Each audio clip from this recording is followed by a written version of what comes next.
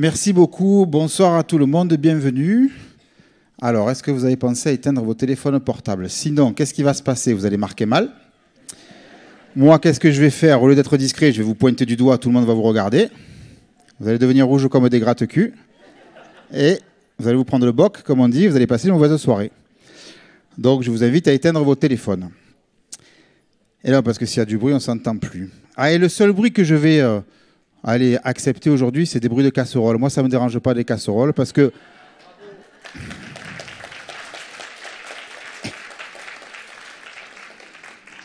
À titre personnel, je suis engagé en tant qu'universitaire, en tant que citoyen, dans la lutte contre la réforme des retraites.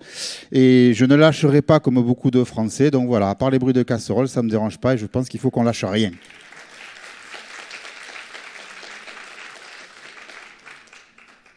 Alors, je suis vraiment très heureux d'être ici, d'une part parce que j'adore cet endroit dans lequel j'ai passé de bons moments en tant que spectateur ou en tant que participant à des tables rondes, de colloques, etc. Parce que c'est le comité du Vieux-Marseille qui m'invite et que c'est toujours un plaisir de répondre positivement parce que ben voilà, c'est une association qui fait vraiment bouléguer les choses pour le patrimoine de notre ville avec à chaque fois des initiatives, des rencontres, des livres, le carré des écrivains. Donc voilà, merci de tout ce que vous faites, tous et toutes, parce que c'est important qu'on ait ça à Marseille. On sait que le patrimoine, parfois, il est menacé, y compris chez nous, lorsque des travaux, par exemple, menacent de faire disparaître tout ça sous du béton. Donc il y a le patrimoine matériel, mais il y a le patrimoine immatériel aussi. Et les langues font partie du patrimoine immatériel de l'humanité, reconnu par l'UNESCO. Donc, c'est pas rien non plus. Et c'est dans ce domaine-là, moi, que je travaille donc, en tant que linguiste, sociolinguiste. Alors, effectivement, mon métier, c'est d'enseigner la linguistique, de la licence au doctorat, je dirais, en passant par le master. Quand j'enseigne la linguistique, j'enseigne pas. Les gens croient que je donne des cours de marseillais à la fac. Alors, non. J'aimerais, mais il n'y a pas encore de chaire de marseillologie. Je la demanderai. Là, la situation est un peu tendue à la fac là, en ce moment, donc ce n'est pas le moment. Mais voilà, donc je donne des cours de linguistique générale, de sociolinguistique, un cours qui s'appelle Langue, Culture, Société aussi. J'aborde parfois, bien sûr, des questions de marseillais. Alors, je dois traduire un peu parce que vous savez que la fac, on a un public international. Donc, quand il y a des étudiants japonais ou américains que je dis c'est le why, il faut que j'explique un peu quand même, vous voyez, parce qu'ils sortent les traducteurs automatiques et je leur dis non, mais cherchez pas, ça y est pas. Hein, bon, voilà. Donc, il faut que je fasse ce travail-là. Et je fais des recherches aussi en tant que chercheur, puisque je suis enseignant-chercheur. Et les recherches portent alors, sur plein de domaines, mais aussi en partie surtout l'accent marseillais. C'est-à-dire que mes recherches universitaires portent surtout sur les questions d'accent, les accents marseillais, la discrimination à l'accent, et puis un petit peu plus sur le lexique, le vocabulaire. Et c'est surtout la partie radio qui fait que je traite au quotidien depuis... Alors, pas l'Empèbre, mais depuis 1999, donc c'est 23 ans de radio. J'attends 2 ans, je leur demande de ne pas me virer avant 2 ans pour faire un quart de siècle à Radio France. Ça me plairait de fêter ça. Après, ils feront ce qu'ils voudront, mais ça me plairait de faire ça. Et c'est vrai que je prends plaisir à traiter chaque jour d'un mot marseillais ou provençal. Et vous allez voir que ça va être au cœur un petit peu de la discussion aussi. Et puis est arrivé Motus. Alors, je vais vous raconter cette histoire, mais d'abord, j'ai besoin de savoir qui joue à Motus ici. Ok. Donc, baissez la main. Qui ne joue pas à Motus? Ok. Donc, on va vous demander de sortir gentiment, s'il vous plaît, parce qu'on va rester entre nous. Non, c'est pas vrai. C'est pas vrai. Motus, c'est un jeu, mais c'est un prétexte aussi. C'est un prétexte à rassembler des gens. La preuve, vous ne jouez pas, mais vous venez. Donc, vous êtes les bienvenus. Et on va voir ce que ça donne. Il fait un peu chaud, non? Regardez, hop. Effets spéciaux.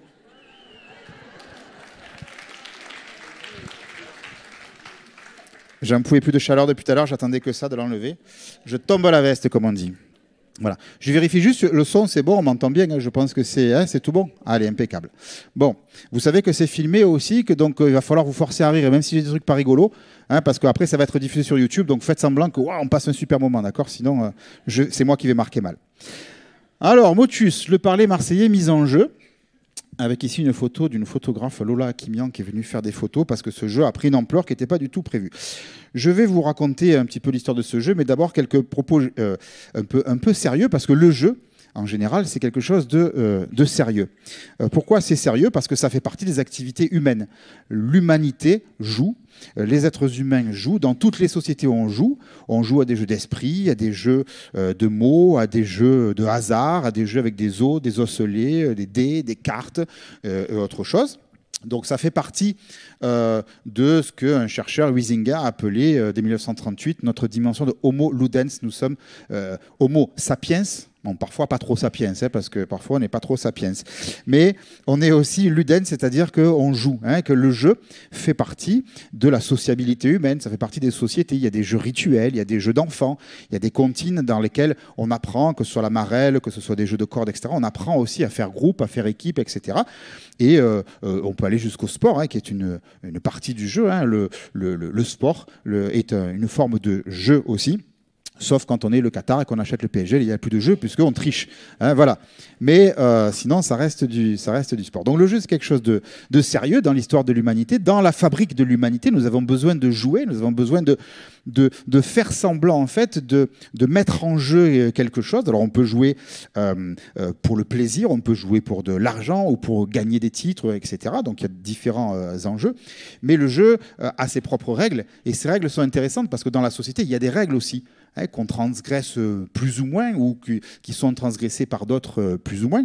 Et donc, ce jeu nous fait vivre, mais j'allais dire comme le théâtre aussi, nous fait vivre à travers quelque chose d'autre, à travers un prisme, des expériences humaines, des expériences esthétiques, des expériences ludiques, des expériences de rencontre avec l'autre. C'est la partie pénible. Après, on va rigoler normalement, mais bon, il faut un peu que je justifie. Voilà.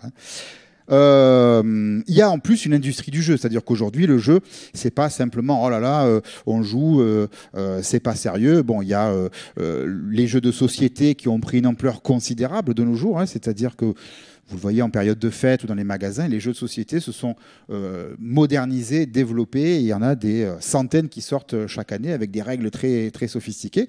Le jeu vidéo aussi, hein, moi quand j'ai commencé à jouer dans les années 80, ben, le jeu c'était un peu voilà, le gamin qui reste un peu chez lui, ma mère qui disait joue pas trop, et elle avait raison, mais c'est devenu quelque chose aujourd'hui de beaucoup plus qu'une activité, comme on dit, de geek qui reste seul chez lui. C'est une activité qui relie des gens dans le monde, il y a de la créativité dans les jeux, des jeux historiques, des jeux complexes, etc. Et surtout beaucoup, beaucoup d'argent. Hein. L'industrie du jeu vidéo, c'est la plus grande industrie de culture en termes de revenus. Donc voilà, tout ceci est important. Et à travers le jeu, comme je vous l'ai dit, on fait des choses, on apprend des choses. Et qu'est-ce qu'on apprend? Ben, on apprend la vie en société. Et je vois qu'il y en a qui cherchent des places, il y en a par là. Regardez, moi je fais aussi l'organisateur de salle, il y en a là sur le côté. Faites comme chez vous, il n'y a pas de problème. Prenez la setti, comme on dit. Et il y a ce qu'on appelle la gamification, ou en français la ludification. Qu'est-ce que c'est? Alors j'ai mis une définition de Wikipédia qui est assez simple. Je ne sais pas si je suis peut-être en plein mi-temps, là je gêne un peu, mais vous me direz. Voilà. Qu'est-ce que c'est que la ludification? C'est le fait d'utiliser les mécanismes du jeu dans d'autres domaines. C'est-à-dire qu'on joue, mais en fait, on fait autre chose. Donc, les profs le savent très bien, on fait faire un jeu à des enfants, et en fait, ils apprennent quelque chose. Ils apprennent à compter, ils apprennent... Vous voyez, ça, c'est l'histoire de l'humanité. Quand on apprend à compter sur les doigts, à travers un jeu, on apprend quelque chose d'autre. Voilà. Donc, le jeu Motus, je le mets dans cette perspective-là, même si au départ, c'est pas du tout prévu. Hein. Vous allez voir que ça part d'une couillonnade, en fait. Hein. Mais c'est ça qui est intéressant. Avant d'aller dans l'histoire de Motus, je vais prendre un autre jeu, le jeu de Scrabble. Est-ce qu'il y en a qui jouent au Scrabble ici? Levez la main. Ben, il y en a beaucoup. OK. Maintenant, qui joue avec les règles officielles du Scrabble? Pas beaucoup. Eh ben, je ne jouerai pas avec vous parce qu'on ne va pas s'entendre. Alors, ça, c'est tout le problème. Si vous jouez au Scrabble, donc il y a des règles, hein, il y a des règles, des lettres qui valent certains points, etc. Et puis, il y a des mots qu'on peut mettre et des mots qu'on ne peut pas mettre. Mais quelle est la référence? Alors, les vrais aficionados vont dire que c'est les règles de l'officiel du Scrabble. Bon, très bien, pourquoi pas? Si on le dit dès le départ, ok. Mais, parfois, on joue et on n'a pas l'officiel du Scrabble sous la main. Hein, on joue en vacances, entre amis, etc. Comment on valide un mot? Ben, souvent, quelqu'un va dire, attends, je vais regarder dans le dictionnaire. Or, vous allez le voir, ça va venir plus tard, le dictionnaire, ça n'existe pas. Pourquoi? Parce qu'il y a des dictionnaires. Il y a des dictionnaires qui varient selon les époques, qui varient selon les éditeurs, etc. Donc peut-être que vous allez trouver un mot dans l'un, pas dans l'autre. Donc, ça peut générer des problèmes. Et puis, le dictionnaire ou les dictionnaires, en général, ce qu'on a à la maison, c'est les dictionnaires français, hein, le petit Larousse, le petit Robert, Hachette, etc.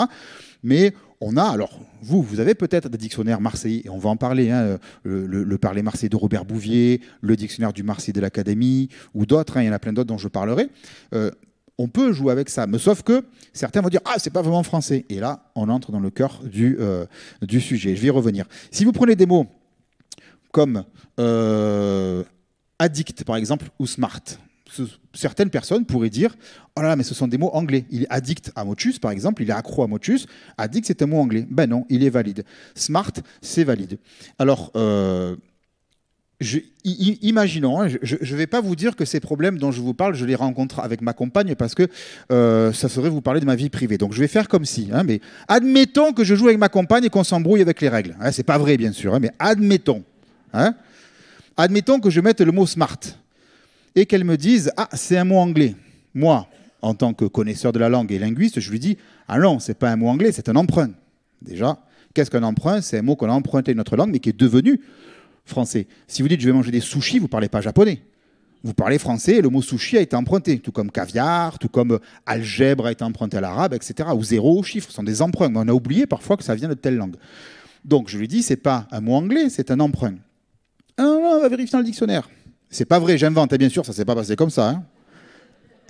Et donc, elle va me chercher un vieux dictionnaire des années 70 de l'Empèbre, là.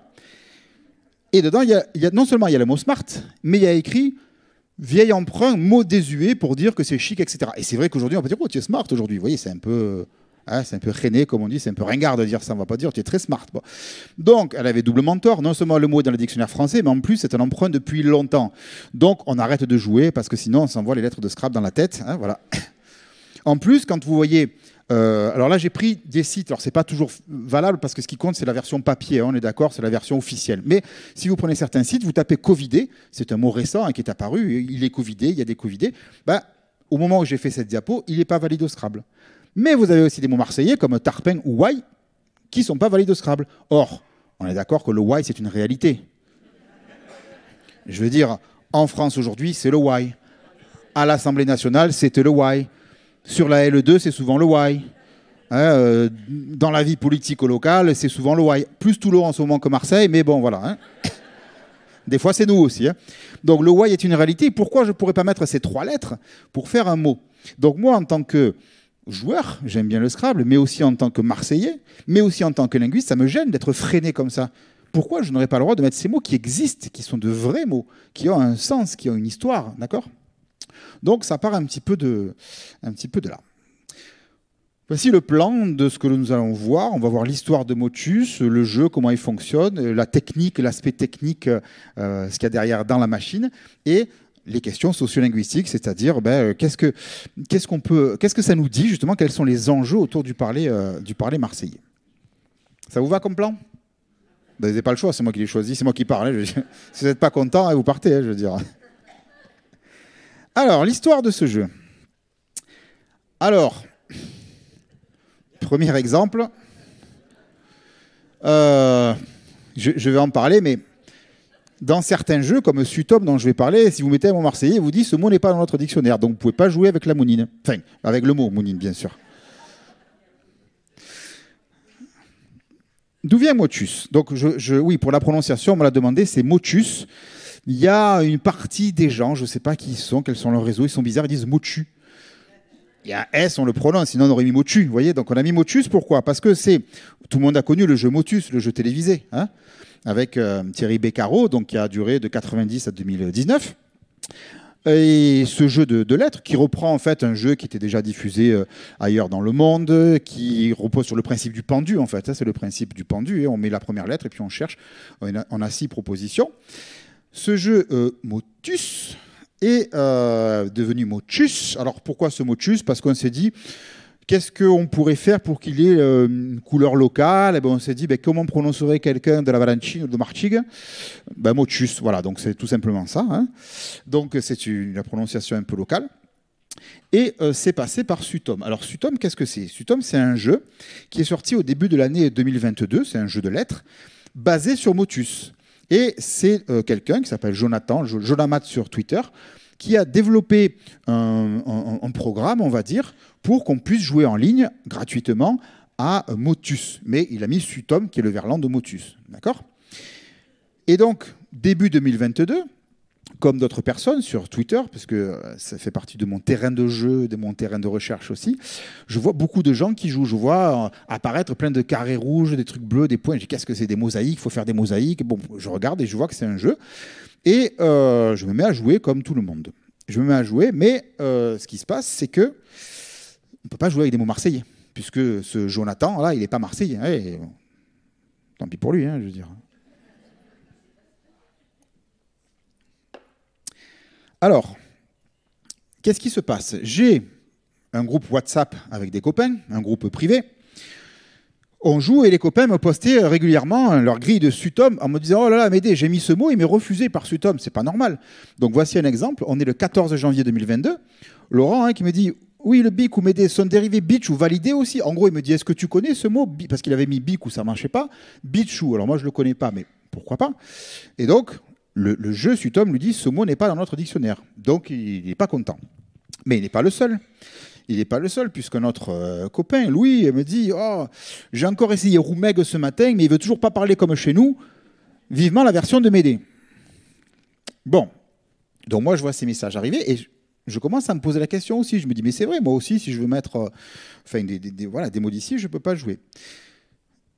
Ça, je vous parle d'échanges privés, mais il y a eu même une demande publique, c'est-à-dire que sur Twitter, le dénommé Camélus Blas publie le 20 janvier, donc on est vraiment dans une période de temps très courte. Hein. Il dit « On veut ton édition, Médéric ». Alors, mon édition de quoi? Il a vu qu'un autre jeu, parce qu'il y avait d'autres jeux, il y a le mot, il y a Wordle, etc., un autre jeu de lettres, le mot, avait laissé en open source, c'est-à-dire en licence libre. En gros, on peut récupérer le jeu pour en faire ce qu'on veut. Et donc, il dit « Tiens, regarde ». Le jeu est en open source, tu peux l'utiliser, pourquoi on ne ferait pas un jeu marseillais? En gros, c'est ce qu'il dit. Ce qu'il ne sait pas, c'est qu'au moment où il envoie ce tweet, j'ai déjà enquillé la réflexion. Et je me dis, mais il n'y a pas moyen de moyenner, comme on dit, il n'y a pas moyen de s'arranger pour faire... Alors, qu'est-ce qui s'est passé? Comment est né concrètement le jeu? Donc, je suis sur Twitter et... j'ai cette interrogation. J'aimerais bien qu'on puisse jouer comme au Scrabble, j'aimerais bien qu'on puisse jouer à Sutom avec des mots d'ici. Comment on pourrait faire? Je vois que dans mes contacts Twitter, il y en a un qui s'appelle Zé Armavi. Son nom, je l'ai appris par la suite, c'est Denis Bobia. C'est tellement mieux Zé Armavi. Pourquoi Denis Bobia? Mais bon, voilà. Ah, il est là. Bonjour. Il est dans la salle. L'autre créateur de Motus. Et je ne le connaissais pas. On se suivait sur Twitter, on s'envoyait des messages de temps en temps. Mais je l'écris en privé. Et je lui écris ce message, donc le 19 janvier à 18h27. Hein, je lui dis « Hello », parce qu'on ne se connaissait pas encore, maintenant on ne dit même plus bonjour. Hein. « Hello, bon, la mode est au Sutom, Wordle et autres Motus, mais les collègues deviennent fada car ils ne peuvent pas jouer avec des mots marseillais. On peut en créer un vite fait, si je te donne une base de données de mots marseillais ?» Sourire. Je tente. Pourquoi je vais voir Denis? Parce que je vois que sur ce qu'il publie sur Twitter, il y a des trucs un peu informatiques. Moi, j'y comprends rien, donc je me dis, il doit être un super programmateur ou programmeur. Il doit pouvoir hacker tous les ordinateurs du monde, faire partir des fusées. Je me dis, lui, il doit savoir faire ça. Moi, je ne sais pas faire. Donc, je tente, hein, mais je ne sais pas. Ça se trouve, il est occupé à faire autre chose et tout.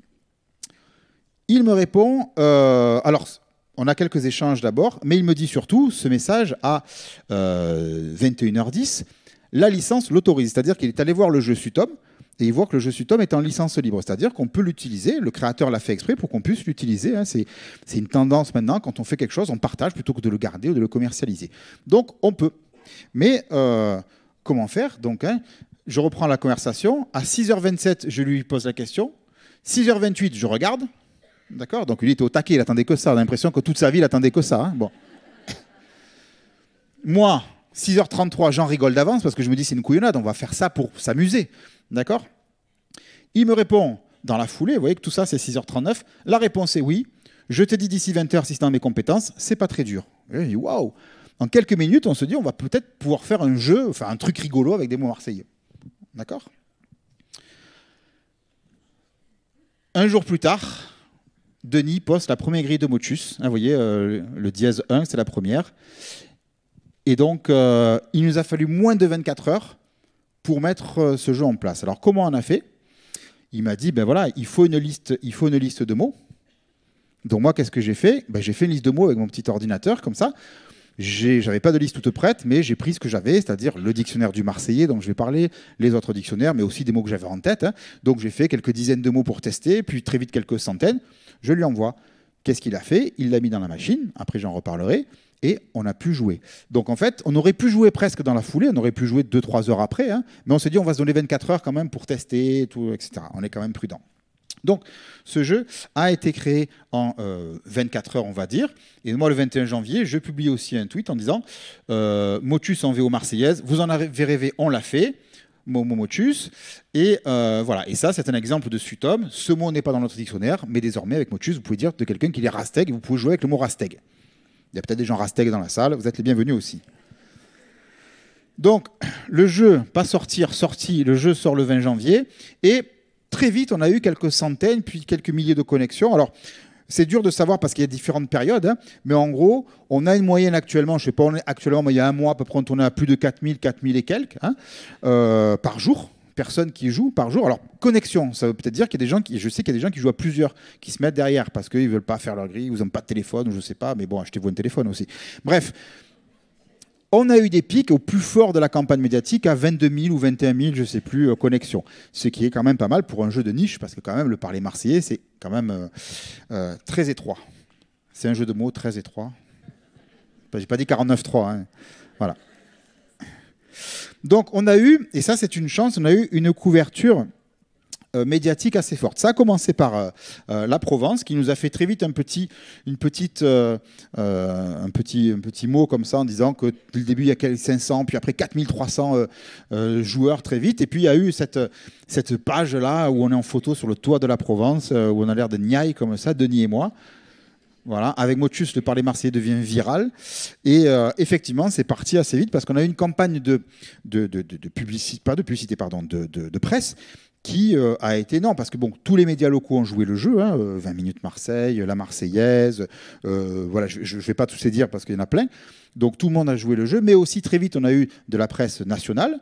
Donc Ouest France, la Dépêche du Midi, etc. Le Parisien, et bon, moi pourquoi pas, on leur explique. Mais aussi après quand même des médias qui n'ont pas l'habitude de parler du Marseillais, c'est-à-dire Le Monde, Libération, Arte, un traitement à la télé sur Arte, Télérama, etc.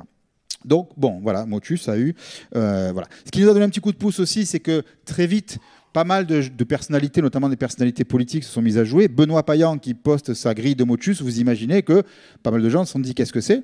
Donc voilà, ça c'est sa grille du 3 février 2022. Vous voyez, il joue et voilà, si vous jouez, alors c'est gratuit comme jeu, je le rappelle. Hein, voilà, y a rien à... Comme l'entrée ici, vous n'avez pas payé pour entrer. Parce que je sais que des fois le comité du Marseille, ils font... Non, non, c'est pas vrai, c'est gratuit, c'est à ouf. Voilà. Donc... Voilà, et donc vous voyez, ça c'est Le Monde, Motus redonne au parler marseillais ses lettres de noblesse, TF1, etc. Voilà. Donc cette campagne, effectivement, a donné un grand coup de visibilité au jeu. Allez, on parle du jeu maintenant. Ça, c'est la règle telle que vous la voyez si vous jouez chaque jour. Alors, si vous le connaissez par cœur, c'est pas la peine, mais sinon, voilà. 6 essais pour deviner le mot du jour. En général, pas tous les jours, mais il y a la première lettre, une initiale. Vous ne pouvez proposer que des mots qui commencent par la même lettre que le mot recherché et qui se trouvent dans notre dictionnaire, dont je vais vous parler, et qui comprend bien sûr des mots marseillais / provençaux. Très important, hein, cette nuance-là, ou particulièrement employés à Marseille. Là aussi, ça c'est le linguiste qui se donne plein de garanties, plein de... Voilà, vous allez comprendre. Les lettres entourées d'un carré rouge sont bien placées, belle. Les lettres entourées d'un cercle jaune sont mal placées, mais présentes dans le mot. Les lettres qui restent sur fond bleu ne sont pas dans le mot, envié. Il y a un mot par jour et il est identique pour tout le monde. D'où l'importance de ne pas, comme on dit, spoiler ou divulgacher. C'est-à-dire que si vous jouez comme ça et que vous dites « Ah, j'ai trouvé, c'est Mounine !» eh bien, vous gâchez peut-être le plaisir à 120 000 personnes autour de vous qui voulaient jouer ce jour-là. Donc ne le faites pas. Hein, voilà. Donc évitez les spoils, privilégiez le bouton de partage. En cas de souci, vous pouvez contacter Degun, parce qu'on n'est pas là pour faire le service après-vente non plus. Hein. Et donc, on explique un peu, voilà, c'est une idée de Médéric Gasquet-Cyrus qui fournit le dico mise en ligne par Zermavi, Denis Bobia. Voilà, donc tout ceci, et je vais expliquer un petit peu le détail, ce qu'il y a derrière. Donc ça, c'est quelques exemples de grilles. Alors, vous voyez, par exemple, si vous mettez Degen, ça marche. Ça, c'est, j'ai mis quelques grilles comme ça, très jolies, parce que vous pouvez mettre des mots français standards, c'est-à-dire vous pouvez mettre table, chaise, microphone, vous pouvez mettre, qu'est-ce que vous pouvez mettre casserole, voilà, vous pouvez mettre casserole, matraque, voilà. Mais vous pouvez mettre aussi des mots, et certains, les puristes, aiment bien jouer comme ça en mettant uniquement des mots d'ici. Alors ils essayent, il y en a des fadas, il y en a qui c'est vraiment grave. Enfin, je veux dire, c'est limite, voilà, c'est les bons pour les 54, quoi. Édouard Toulouse. Bref. Et donc, parfois, vous avez des grilles comme ça. Vous voyez, ça commence avec Pessuguet, Pichoun, Pessuguet, Pénéqué, Pégueuse. Bon. Là, j'ai mis un mot qui n'existe pas, marseillais, polylingue. Ça ne marche pas, ni en français standard. Voilà. Donc, ça, c'est quelques exemples de grilles. Et au bout de quelques, allez, je crois 10, 15 jours, je ne sais plus, on a mis une définition. Pourquoi? Parce que les gens jouaient, trouvaient le mot ou pas. Mais souvent, on posait la question, mais qu'est-ce que ça veut dire? Je ne connais pas le mot. Et c'est vrai que, vous allez voir, tout le monde ne connaît pas les mots marseillais. Et on s'est dit, tiens, ben, ce serait peut-être pas mal de mettre une définition. Et donc, chaque jour à minuit, le mot change, mais vous avez la définition du mot qui apparaît. Donc, le motus d'hier, le motus de la veille. Donc, par exemple, là, c'est René, alors pas René, mais René, hein, râler, rouspéter, geindre, manifester son mécontentement, du provençal Réna. Exemple d'un livre de Jean-Marie Pissenbon, Petites histoires avec l'accent de l'Estac. De tout sûr, il règnera, il ne supportera pas, il éclatera. Et là, en ce moment, beaucoup de Français règnent contre un projet de réforme, mais apparemment, le pouvoir s'en cague.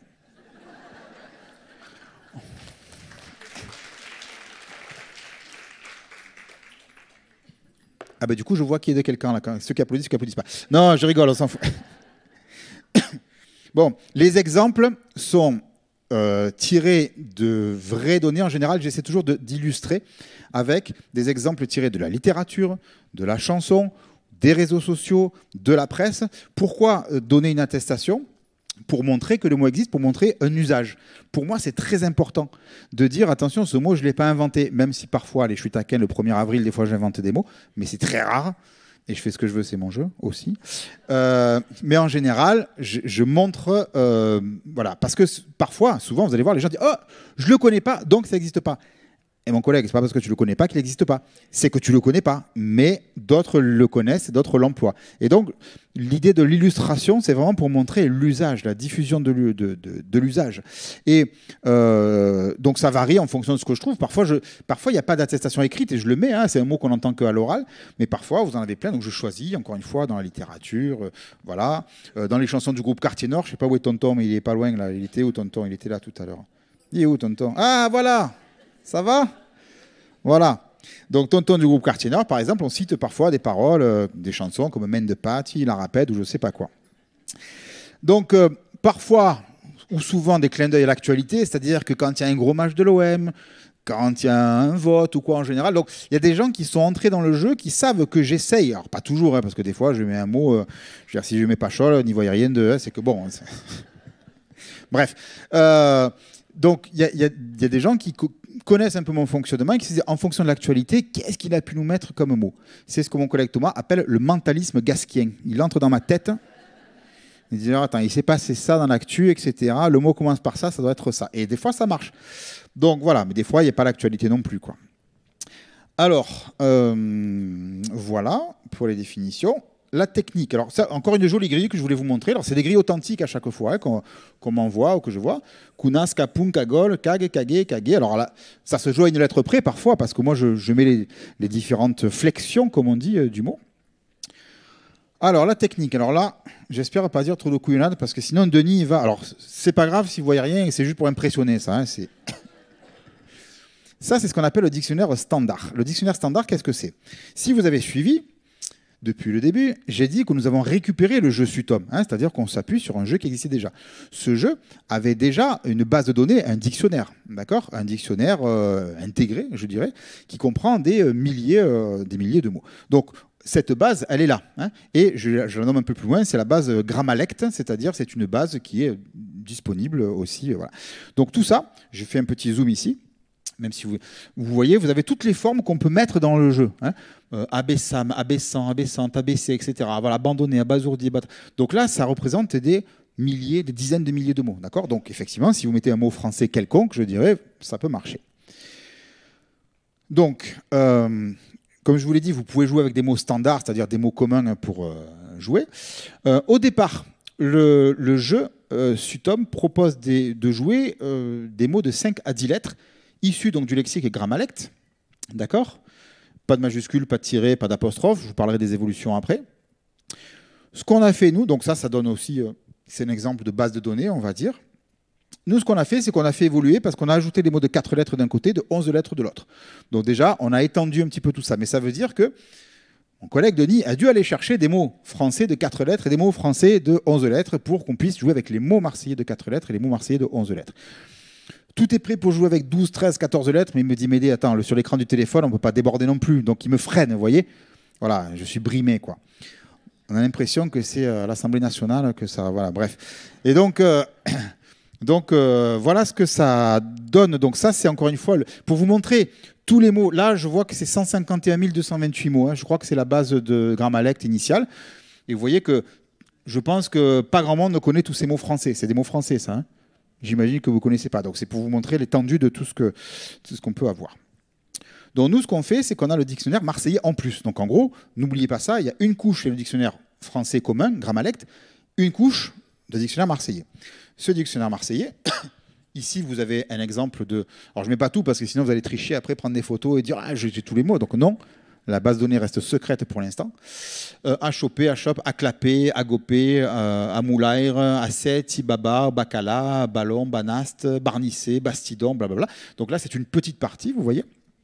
Donc on a ces deux blocs, hein, le premier bloc de 150 000 mots et quelques, et le dictionnaire marseillais. Alors, qui a fait ce dictionnaire marseillais? Alors, je mets dictionnaire entre parenthèses, parce que ce n'est pas un dictionnaire, en fait, c'est une base de mots. Hein, c'est une base de données. Donc, qui le fait? Moi.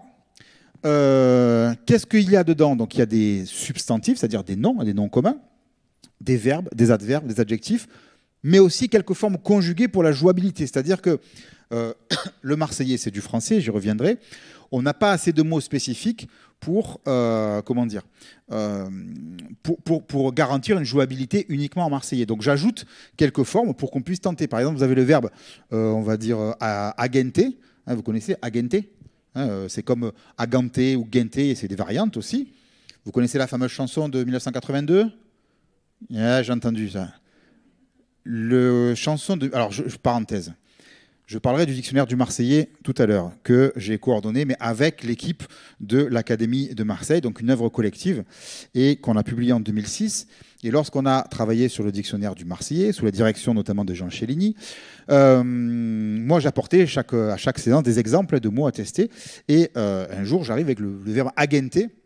Et je me rappelle, Pierre Échinard, à l'époque, disait « Ah non, mais agenter, ça n'existe pas, c'est une déformation de aganter. » Alors je dis « Non, Pierre, c'est agenter, ça existe, on dit agenter aussi. » Je dis « Je vais te porter la preuve. » Et donc j'arrive au 40 de la rue Thiers, dans les locaux de l'Académie, avec un disque, qui est un 45 tours du groupe John Eddie Milton et son parc-mètre de 1982. Face A, face B, et sur la face A, il y a la chanson « Agente-moi les alibofs ». Donc je brandis ce disque devant toute l'Académie de Marseille, et là Jean Chéligny qui fait non, c'est bon, on a compris. Donc voilà. Donc j'ai mis, vous voyez, différentes formes conjuguées ou fléchies, comme on dit en grammaire, c'est-à-dire agenter EES, agent au pluriel, agentera, agenton. Alors j'ai pas mis toujours agentorion, etc. Mais je pourrais, peut-être qu'un jour je le ferai pour juste la jouabilité, pour qu'on puisse placer des lettres. Hein. Mais voilà. Donc, voici un état. Voilà. Donc, à ce jour, là, il y a 2161 mots marseillais dans la base de données, 80 mots de 4 lettres, bibi, bibi, fada, momo, dans le sens de fou, etc.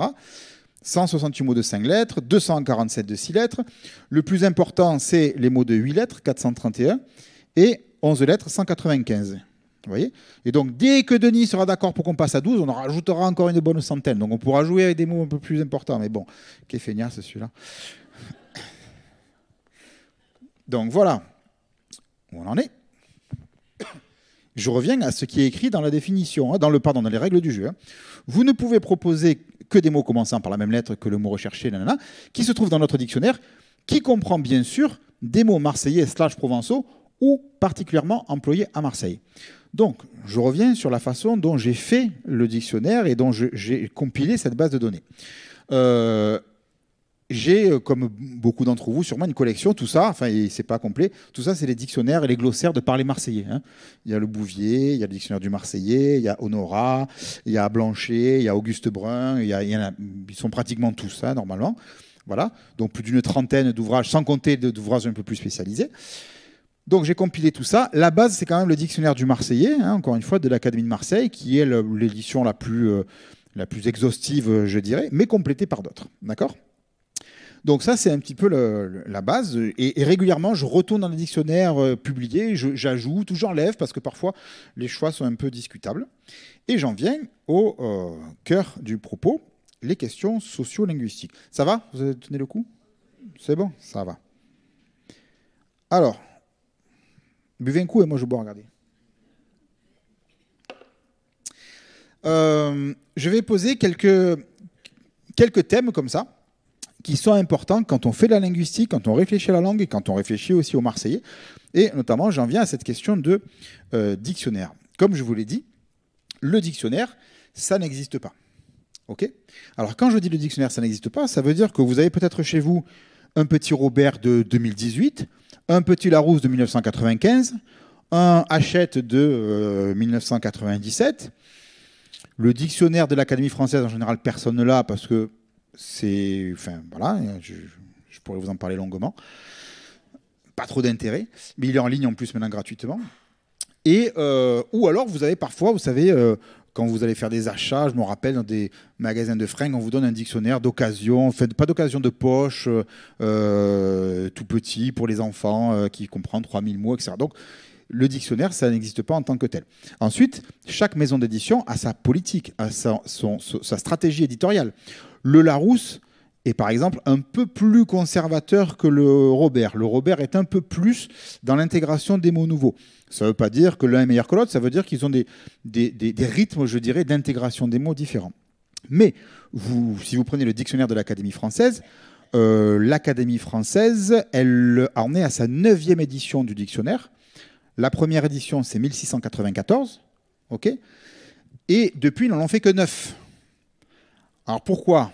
Parce que ce sont des immortels, comme ils s'appellent eux-mêmes, donc ils ont le temps. Hein, siam pas pressa, siam pas fatiga. Mais aussi parce qu'ils le font de manière très artisanale et ils le font vraiment avec un rythme plan-plan, comme on dit, qui est en décalage avec la réalité. C'est-à-dire que à quoi sert un dictionnaire ?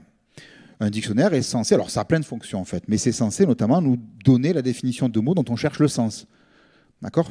Moi je me rappelle, encore une fois, ma mère peut en témoigner, quand j'étais petit, je lisais le dictionnaire le soir avant de dormir. Bon, pas étonnant que je sois devenu linguiste ou fada ou quoi. Bon, mais je reconnais que lire table ou chaise, tabouret, c'est pas passionnant. Vous voyez, il y a des mots moins passionnants que d'autres, quoi. Parce que bon, mais ces mots dans le dictionnaire, on est censé avoir une définition. Or, si vous prenez le dictionnaire de l'Académie française, qui a un rythme de parution tous les 60, 70, 80 ans parfois, ben, il manque beaucoup de mots. Exemple, là, ils en sont donc actuellement à la 9e édition. Et donc, ils font ça lettre après lettre. Donc, ils en sont, je crois, à la lettre S maintenant de la 9e édition. D'accord ? Donc, je prends la lettre C qui est censée être la version, mise à jour. Ben, il n'y a pas, par exemple, cyberattaque. Alors, vous allez me dire, bon, c'est un mot. Ben non, ça existe, les cyberattaques. Hein, c'est un mot qu'on trouve dans la plupart des dictionnaires aujourd'hui. Ben, dans le dictionnaire de l'Académie, ça y est pas. Il n'y avait pas le mot steak. Manger un steak. C'est un mot français depuis longtemps. C'est pas... Bon, il n'y a pas le mot steak. Et je passe sur plein de mots qui n'étaient pas définis, ce qui pose un peu problème. Donc, à quoi sert un dictionnaire s'il n'y a pas les mots qu'on emploie à ce moment-là ? Alors, c'est intéressant d'un point de vue historique, mais ce n'est pas très utile aujourd'hui, vous voyez. Bon, donc, le dictionnaire, ça n'existe pas parce qu'en plus, il y a chaque dictionnaire a son histoire. Si on prend les premiers dictionnaires de langue française, chacun avait son histoire. Le Richelet, le Furetière, dictionnaire de l'Académie, n'avaient pas du tout les mêmes esprits, pas du tout la même stratégie. Furetière et Richelet voulaient donner des exemples littéraires. L'Académie n'a pas voulu tout de suite. Donc, il y a vraiment chaque dictionnaire a sa couleur, a sa coloration, a son esprit. Donc, le dictionnaire en tant qu'objet magique qui contient tous les mots de la langue, ça n'existe pas. Sauf qu'on a tendance un peu à le croire. Regardez. Quelqu'un vous dit un mot, vous dites, oh, ça n'existe pas, c'est pas dans le dictionnaire. Hein, vous voyez qu'on a tous ce réflexe de dire ça. Comme si, ah, il y a un téléphone, ça y est, ça marque mal. Ah, on va répondre, venez, on répond. C'est bon ? On peut le dire, monsieur, qui marque mal. Voilà. C'est pas grave, c'est pas grave. Donc, on a tous ce réflexe de dire c'est pas dans le dictionnaire, donc ça n'existe pas.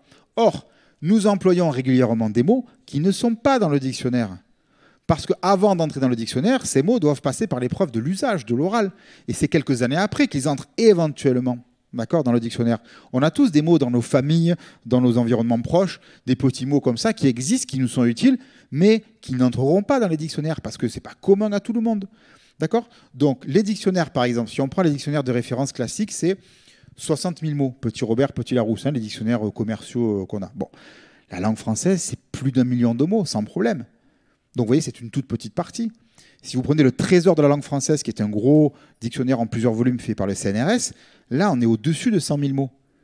Donc, c'est sûr que dans le Petit Robert ou le Petit Larousse, vous n'avez pas trouvé des mots que vous allez trouver ailleurs. Donc, encore une fois, le dictionnaire, ça n'existe pas. Il faut toujours regarder la date aussi. Parce que si vous dites « Oh non, mais le mot laser n'existe pas », ben oui, si vous avez pris un dictionnaire de 1800 et quelques, c'est sûr qu'il n'y a pas laser, vous voyez. Donc, je caricature, mais c'est quelque chose d'important. Donc, il y a des dictionnaires qui varient selon de nombreux points. Alors, c'est à ce moment-là que vient se loger une publicité éhontée pour un nouveau livre qui vient de sortir. Regardez, vous avez un texte qui va s'appeler notamment « Regarde dans le dictionnaire ». Le dictionnaire, mais lequel? Le dictionnaire, ça n'existe pas, blablabla. Mais d'où vient ce texte-là? D'un nouveau livre qui sort le 21, qui s'appelle « En finir avec les idées fausses sur la langue française » et que je vous inviterai à acheter prochainement, bande d'araspi.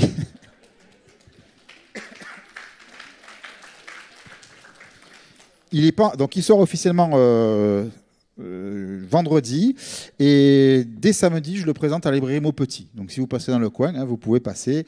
Voilà. Très important pour moi parce que je travaille sur le marseillais, mais le marseillais, c'est du français et moi, je travaille sur la langue française en général, le marseillais étant une version locale de la langue française. Et donc, j'ai fait 2 ou 3 notices sur le dictionnaire justement pour expliquer un petit peu tout ça. Alors oui, c'est sûr que même dans Motus, il n'y a pas n'importe quoi. Un jour, quelqu'un m'envoie ça, Gagoffi, je ne sais pas si vous connaissez, moi je ne connais pas. Bon, non, ça y est, on ne va pas tout mettre non plus, vous voyez. On fait une sélection quand même. Les dictionnaires marseillais. Tout comme il y a des dictionnaires français, il y a des dictionnaires marseillais. J'en ai mis quelques-uns ici, pas tous. Hein. Mais le premier, à qui je dois beaucoup, parce que ça a été un pionnier, c'est Le Parler marseillais de Robert Bouvier, paru pour la première fois en 1985 chez Jeanne Lafitte. Bon. Quand Robert Bouvier, qui était journaliste, sort ce glossaire, ce dictionnaire, il fait quelque chose de génial. Pourquoi? Parce que pour la première fois, il met noir sur blanc, sur du papier, des mots qu'on employait à Marseille à l'époque, mais qui n'avaient pas de noblesse, qui n'avaient pas de légitimité. Pourquoi? Parce qu'on pensait que ce n'était que du parler marseillais. Or, ils s'écrivent aussi, d'ailleurs. La première trace qu'on a du parler marseillais, c'est le 19e siècle, et à l'époque, on n'avait pas d'enregistrement. Donc, c'est à l'écrit. Chez Horace Bertin, chez Joseph Méry, chez des écrivains locaux, on a du marseillais. Bon. Donc, Robert Bouvier publie, sans être linguiste, un glossaire qui s'appelle au tout début Argot marseillais, puis ensuite, il y a une édition revue augmentée qui fait sortir le mot argot, et c'est une très bonne chose que ce n'est pas de l'argot. Donc, le premier, c'est Bouvier. Ensuite, alors là, j'en ai mis que 5, mais il y en a encore une fois plus de 30. Hein. En 98, Daniel Armogat et Jean-Michel Casbarian sortent le Dico marseillais. Le Dico marseillais, en 98, c'est un excellent dictionnaire qui fait le pari de prendre des mots plus modernes. C'est-à-dire qu'ils ont intégré ce qui s'est passé entre-temps entre Bouvier et eux, c'est-à-dire Internet. C'est les premières pages Internet, les premiers forums Internet, donc ils vont prendre des exemples sur Internet, mais aussi dans la chanson. Ils prennent des exemples dans la chanson, chez IAM, chez Quartier Nord, etc. Donc ils montrent le côté vivant, dynamique, d'accord? Mais du coup, il y a des mots qu'on n'entend plus aujourd'hui parce que c'était vraiment de la mode à l'époque et c'est sorti, ou des créations littéraires, donc c'est différent. Prenez la série de Jean-Jacques, Les Cacous, le Parler de Marseille. Jean-Jacques a mis des mots, mais pas tous. Il a mis des mots plutôt employés par une certaine génération, un peu la sienne. Bon, donc il n'y a pas exactement le même nombre de mots. Le Parler gras de Jean-Marc Valadier, c'est à la fois un vrai et un faux dictionnaire parce qu'il a écrit un dictionnaire tout en s'amusant avec les définitions. Un peu comme Jean-Yann qui a fait un livre qui s'appelle « Dictionnaire des mots, qu'il n'y a que moi qui les connais hein ». Donc en gros, si vous cherchez la définition de Rasteg, il va vous dire c'est un individu un peu rasqueux sur les bords, la gâte champeg, en fait. Donc si vous ne connaissez pas le marseillais, vous n'avez pas la définition. Mais il y a plein de mots dedans. Et puis vous avez Pierre Blasi, qui a fait un livre très, très riche qui s'appelle « Quand Marseille parlait marseillais », anciennes expressions marseillaises. Et le choix de Pierre Blazy, si vous voulez, c'est le contraire du dico marseillais. Le dico marseillais regarde devant la chanson, le rap, Internet. Lui, il regarde dans le rétro et il va chercher les vieux mots marseillais. Et c'est un choix tout à fait respectable. Hein. Sauf que dans le Quand Marseille parlait marseillais, il y a aussi des mots qu'on emploie aujourd'hui. Et dans le dico marseillais, il y a aussi des mots qu'on employait il y a 50 ans. Donc, tout ceci pour vous montrer que ces dictionnaires-là, si on les ajoute, n'ont pas le même nombre de mots, n'ont pas exactement les mêmes mots, et il y en a qu'on va trouver dans l'un, qu'on ne trouvera pas dans l'autre. Et c'est ça qui fait la complexité de la chose. J'en viens au dictionnaire du Marseillais de l'Académie de Marseille. Donc encore une fois, une œuvre collective.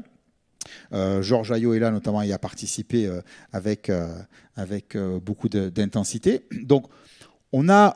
alors, ce dictionnaire, malheureusement, est épuisé. J'en profite pour faire une annonce. Il est épuisé. Comme vous avez épuisé, là, on dirait des... Il y en a qui sont déjà à la retraite, parce que moi, je sais que je vais avoir 2 ans de plus. Mais vous, ça va, c'est bon. Pour une partie d'entre vous, vous êtes tranquille, non? Bon. Donc, ce dictionnaire est épuisé et j'ai proposé déjà à l'Académie de Marseille de faire une 2e édition, non pas un retirage, mais une 2e édition.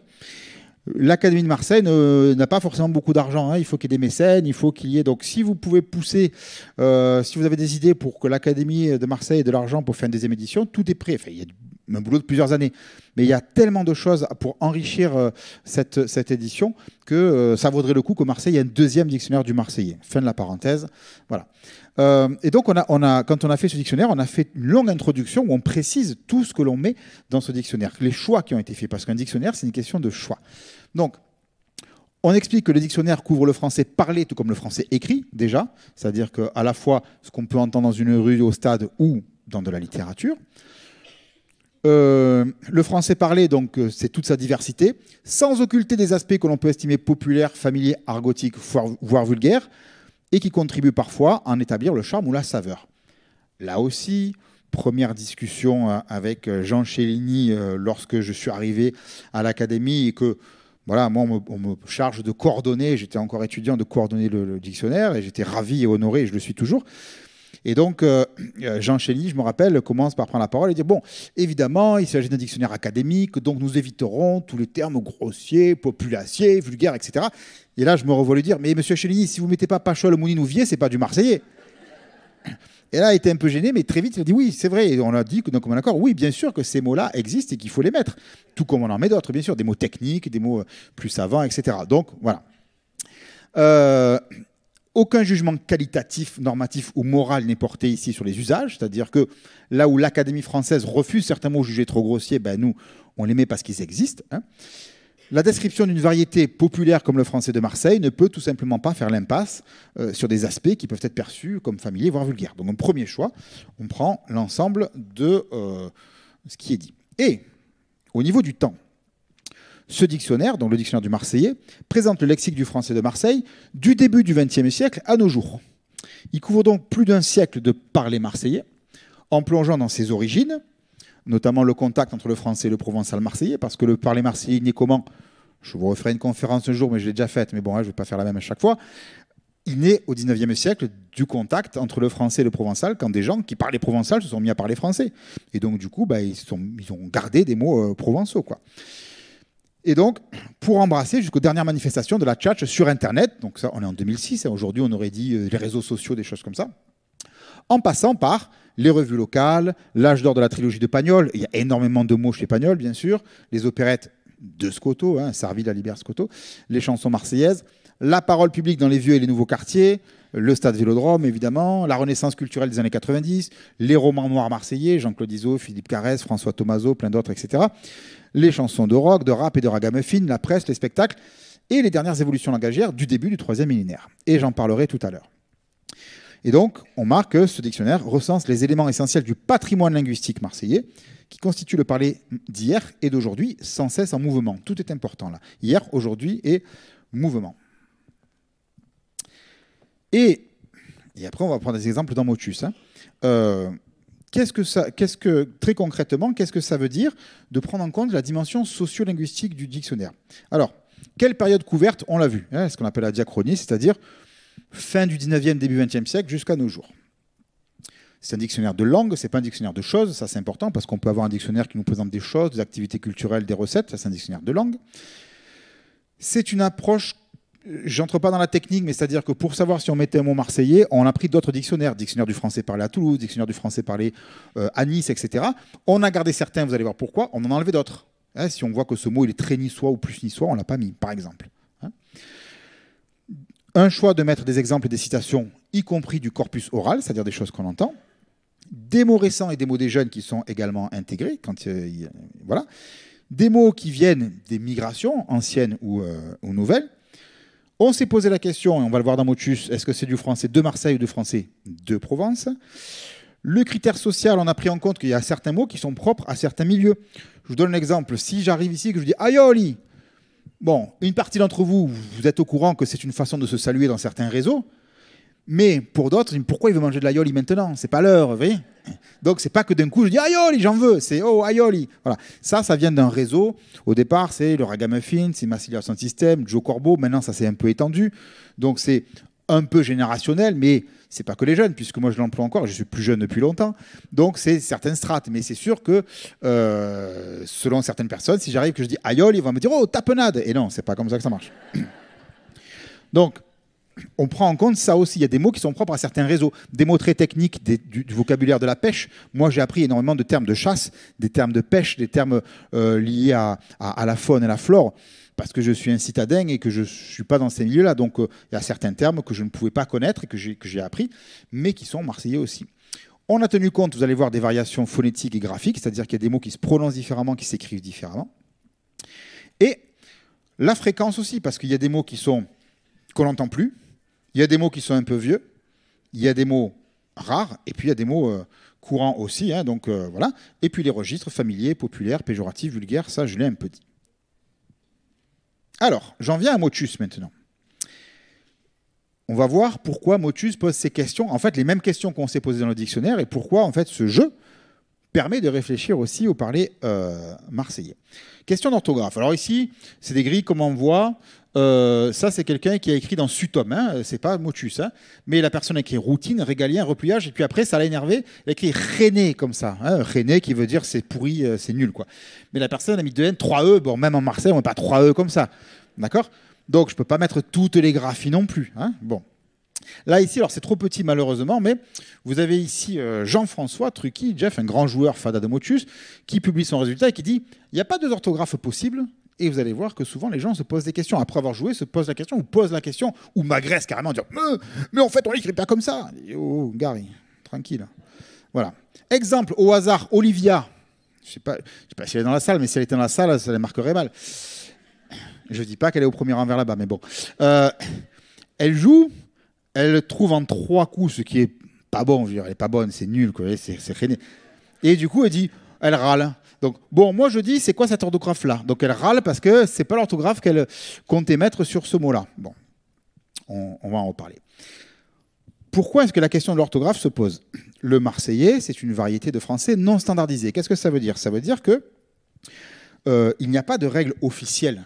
Le dictionnaire du Marseillais de l'Académie n'a pas de valeur officielle. D'accord? Mais je dirais que même le Larousse, le Robert et le dictionnaire de l'Académie française n'ont pas de valeur officielle. Mais par habitude, il y a une stabilité très forte en français. L'orthographe est relativement stable en français. Il y a des variantes encore, hein, il y en a pas mal, mais l'orthographe du français ne varie pas beaucoup. D'accord? L'orthographe du marseillais, oui. Pourquoi? Parce que c'est une variété non standard et que du coup, chacun l'écrit un peu à sa façon. Ce qui était le cas du français avant l'Académie, avant des politiques linguistiques. Le français, si vous prenez même des textes de Voltaire, Voltaire écrivait le même mot de 3 manières différentes dans sa correspondance. Il s'en foutait de l'orthographe, il le disait. Donc voilà, c'est un problème relativement récent, ça, le fait de dire on écrit d'une seule façon. Donc, vous avez certains mots qui sont invariables. Hein. C'est sûr que fada, on ne va pas l'écrire PH. Personne n'écrit PH, vous voyez, je ne vois pas ça. Pourquoi pas? Bon. Cagole, il n'y a pas de G, il n'y a pas de L en général, voilà, il n'y a pas de problème, quoi. Je ne rencontre pas ça. De minot, tarpin, peu cher. Alors, il y a pêcheur aussi, hein, mais pêcheur lui-même, on ne l'écrit pas AI. Voilà. Moulon, pachol. Pourquoi je mets pachol à chaque fois? Il y a un problème. Je trouve que ça sonne bien, pachol. Et ça vous fait rire en plus, bande de. Bref. Donc, c'est joli, j'ai entendu. Oui, c'est joli. Mais certains mots possèdent plusieurs graphies, plusieurs orthographes. C'est-à-dire que si vous prenez le verbe marronner, alors, qui est en partie marseillais, on ne va pas entrer dans le détail, mais vous pouvez l'écrire 2 R, un seul N, un R, 2 N, un R, un N. Il n'y a aucune erreur. Et quand je dis vous pouvez, ça veut dire que j'ai des exemples sur des réseaux sociaux, etc., suffisamment significatifs pour dire qu'il y a au moins 3 façons de l'écrire, qu'on le trouve de 3 façons différentes. Vous voyez, le Y, j'en ai mis que 3 là, de graphie. Mais quand on dit c'est le Y, OAI, mais il y a OUAI2LE, OUAI, j'ai vu parfois avec WAI tréma, donc il y en a au moins 5 de façons d'écrire le Y. Moi, je les ai intégrés dans Motus parce que je ne veux pas frustrer les gens. Parce que si le Y pour vous c'est avec un W, mettez votre W. Vous voyez ce que je veux dire? Voilà, faites-vous plaisir. On en arrive, non pas au point G, mais au point du Vier. L'un des combats de ma vie, c'est, outre la réforme des retraites, c'est l'orthographe du Vier. Pourquoi? On l'écrit par habitude VIER. Robert Bouvier l'écrit VIER. Bouvier, Vier, pour retenir. Bon. Par habitude. Et j'avoue que c'est l'usage le plus courant. Donc, en général, moi, je respecte l'usage. Donc, j'ai aucun problème si vous l'écrivez avec un R. Mais, si on regarde, pourquoi elle écrit avec un R? Est-ce qu'il y a une raison étymologique? Aucune. Le mot vier vient du latin vectis, vectis, qui veut dire une barre, un levier. C'est pas vulgaire, ça. C'est la barre, le levier, c'est une charrette ou quoi. D'accord? C'est ça. Donc, ça vient de ça. Ça a donné en français le mot vite, hein, le vite, le sexe masculin qu'on trouve chez Rabelais ou autre. Hein, bon. Et qui a donné en provençal, en occitan, vier, louvier, hein, bon, qu'on trouve chez Mistral. V-I-E. Et en graphie classique, en graphie dite occitane, ça s'écrit V-I-E-C-H. Jamais avec un R. Pourquoi est-ce qu'on met un R? Parce que peut-être qu'on s'est dit que ça ressemblait à, je ne sais pas, janvier, poirier, voilà, je ne sais pas. Hein. Mais par habitude, terminer un mot en français en ER, c'est très courant, surtout sur les mots à l'infinitif, mais aussi pour, encore une fois, des mots comme madrier, etc. Bon. Métier, etc. Donc, mais il n'y a pas de raison logique. C'est-à-dire que si on suit l'étymologie, c'est-à-dire l'origine du mot, on pourrait l'écrire avec un « et ». D'accord? Donc, pour retenir, moi je dis « le vier ne manque pas d'air ». Puis il n'y en a pas besoin. Vous avez compris le jeu de mots. Donc, voilà. Mais il y a aussi tous les mots d'origine provençale. Là aussi, vous avez 2 graphies pour le provençal. Et quand je dis 2, en fait, c'est beaucoup plus, parce que chez Mistral, dans le Trésor de Philibridge, vous avez beaucoup de graphies différentes. Ah! Alors regardez, Internet, ça c'est mon fils May qui vient de me rendre des clés, c'est pas du tout prévu. On peut applaudir May quand même. Ça va? Merci mon fils. Bienvenue, à demain. Voilà. Non, mais il repart. C'est juste qu'il devait me rendre des clés, voilà. Bon, il s'appelle Marius et j'ai pas eu le choix. Hein. Ciao May. Et donc, qu'est-ce que je vous disais? Ah oui, les mots en provençal. Les mots en provençal ont plusieurs graphies. Par exemple, le mot spigao, hein, le spigao qu'on se jette comme ça, vous pouvez l'écrire, vous pouvez le trouver AOU ou AU. Pareil, c'était le mot d'hier, strau, hein, ou trau pour le trou, hein, AOU ou AU. Un malfaitant, donc un malfaisant littéralement, AU, AOU. Capéo, la spagale ou capéo, le chapeau, voilà. Donc, parfois les gens me disent, mais ça ne s'écrit pas comme ça, mais moi je ne suis pas l'arbitre du parler, je suis l'observateur. Donc j'ai intégré les formes, donc un jour vous aurez ça, un jour vous aurez ça, ça tombera, un jour l'un ou l'autre, d'accord? Donc ça permet d'avoir 2 formes, et les 2 sont jouables, vous pouvez jouer avec les 2. Okay, je ne suis pas, enfin Motus n'est pas l'arbitre du bon ou du vrai Marseillais. Et ça c'est important de le dire, quoi. Alors, j'en reviens à cette affirmation, le Marseillais c'est du français. C'est important pour moi parce que, après je vais faire la distinction avec le provençal. Le marseillais, c'est du français, c'est-à-dire que c'est une variation de la langue française, c'est un usage de langue française qui n'existe que sous forme de variété. Le français parlé à Paris n'est pas le même que celui qui est parlé à Toulouse, à Montréal, à Bruxelles, à Liège, etc. D'accord, à Alger, à Dakar, etc. Donc le français varie dans l'espace et dans le temps aussi. Donc nous, on a un français particulier. Donc c'est ce qu'on appelle un dialecte du français, une variété du français. Mais ça reste de la langue française. Donc... parfois, dans les commentaires de Motus, il y a des gens qui disent « Ah, mais c'est pas vraiment marseillais ». Et là, j'adore parce que c'est là pour moi qu'il y a la recherche. Qu'est-ce que ça veut dire « c'est pas vraiment marseillais » Alors, ça peut vouloir dire que ce mot est employé ailleurs. Je vais vous donner des exemples tout à l'heure, mais on va prendre un mot simple. Le verbe « caguer ». Hein, bon. On l'emploie ici, on l'emploie à Toulouse aussi. Et à Montpellier, et dans l'Aveyron, etc. D'accord? Et peut-être même ailleurs dans la francophonie. Il est connu, hein, voilà, il est répandu. Bon. Est-ce que, parce qu'il est employé ailleurs aussi, je ne le mets pas? Vous imaginez si je ne le mets pas comme mot marseillais, c'est un peu compliqué, parce que qu'il y a Vakagea ou Vakagea Andoum. Si je ne l'ai pas le mot dans la base de données, vous voyez? Donc c'est pas parce qu'il est employé à Toulouse que je ne le mets pas, parce qu'il est important chez nous. Vous voyez, il fait partie. Et en fait, c'est le cas de beaucoup de mots qui sont de la même origine occitane, hein, de Languedoc, c'est-à-dire que ça vient du même fond de Languedoc. Donc, cagué, vous en avez. Alors, fada, ça va être plus de chez nous, mais on l'emploie bien au-delà de Marseille. Vous voyez, fada. Minot est devenu presque national. Des gens du Nord disent régulièrement, je l'entends, hein, c'est mon métier d'écouter, Minot sans vouloir faire marseillais. Hein, c'est pas comme peu cher. Vous avez remarqué, les gens ils emploient peu cher sans savoir comment le faire. Oh, peu cher à Marseille. Non, c'est pas comme ça qu'on dit. Quand on dit peu cher, c'est qu'on a vraiment de la peine pour la personne, quoi.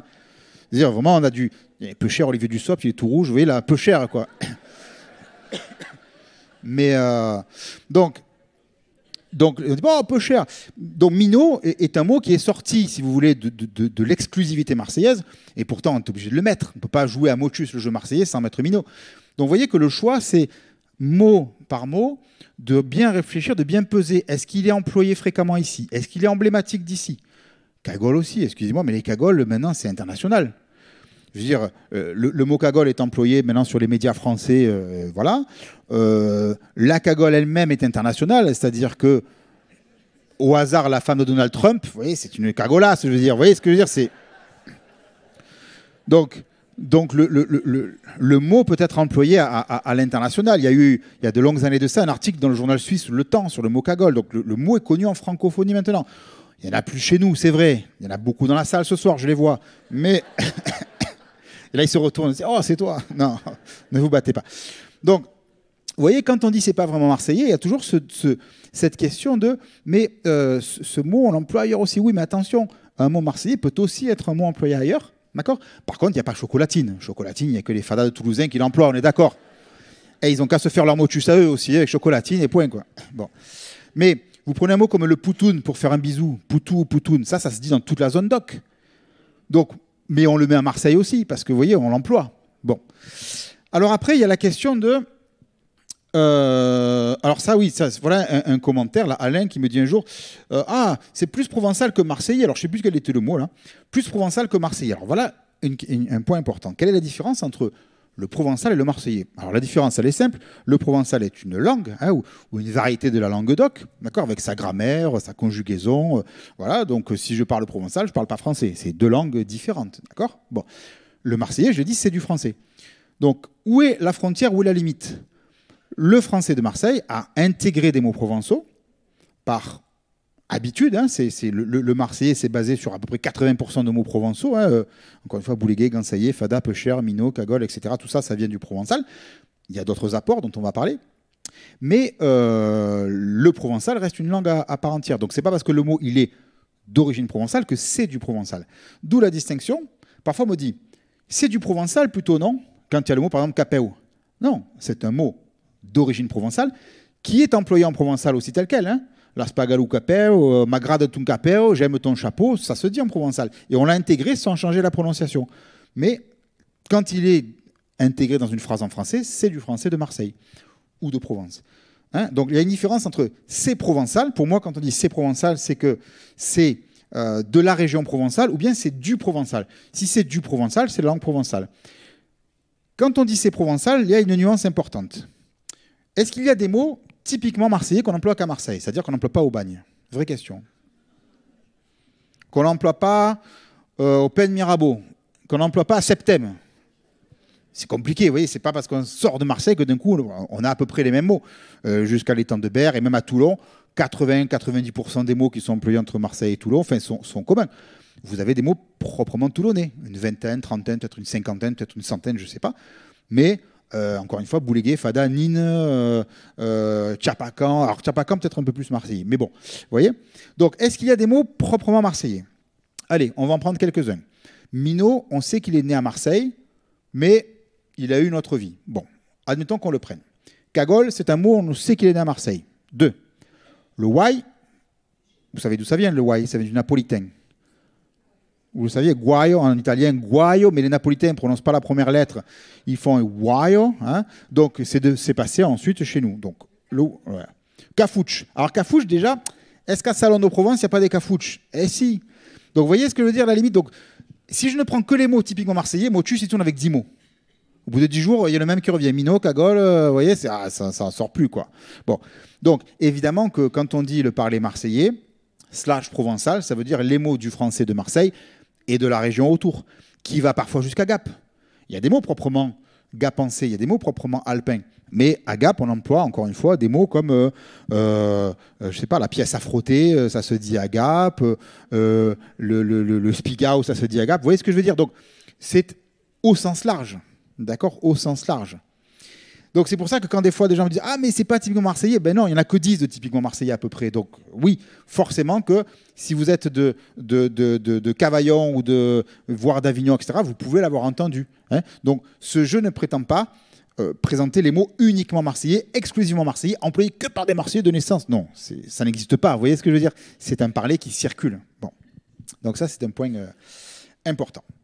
Après, il y a un point, il y a un point très important, c'est ce qu'on appelle en linguistique, en sociolinguistique, la légitimité. C'est-à-dire, dans quelle mesure un mot peut-il être considéré comme local? Quelle est sa force?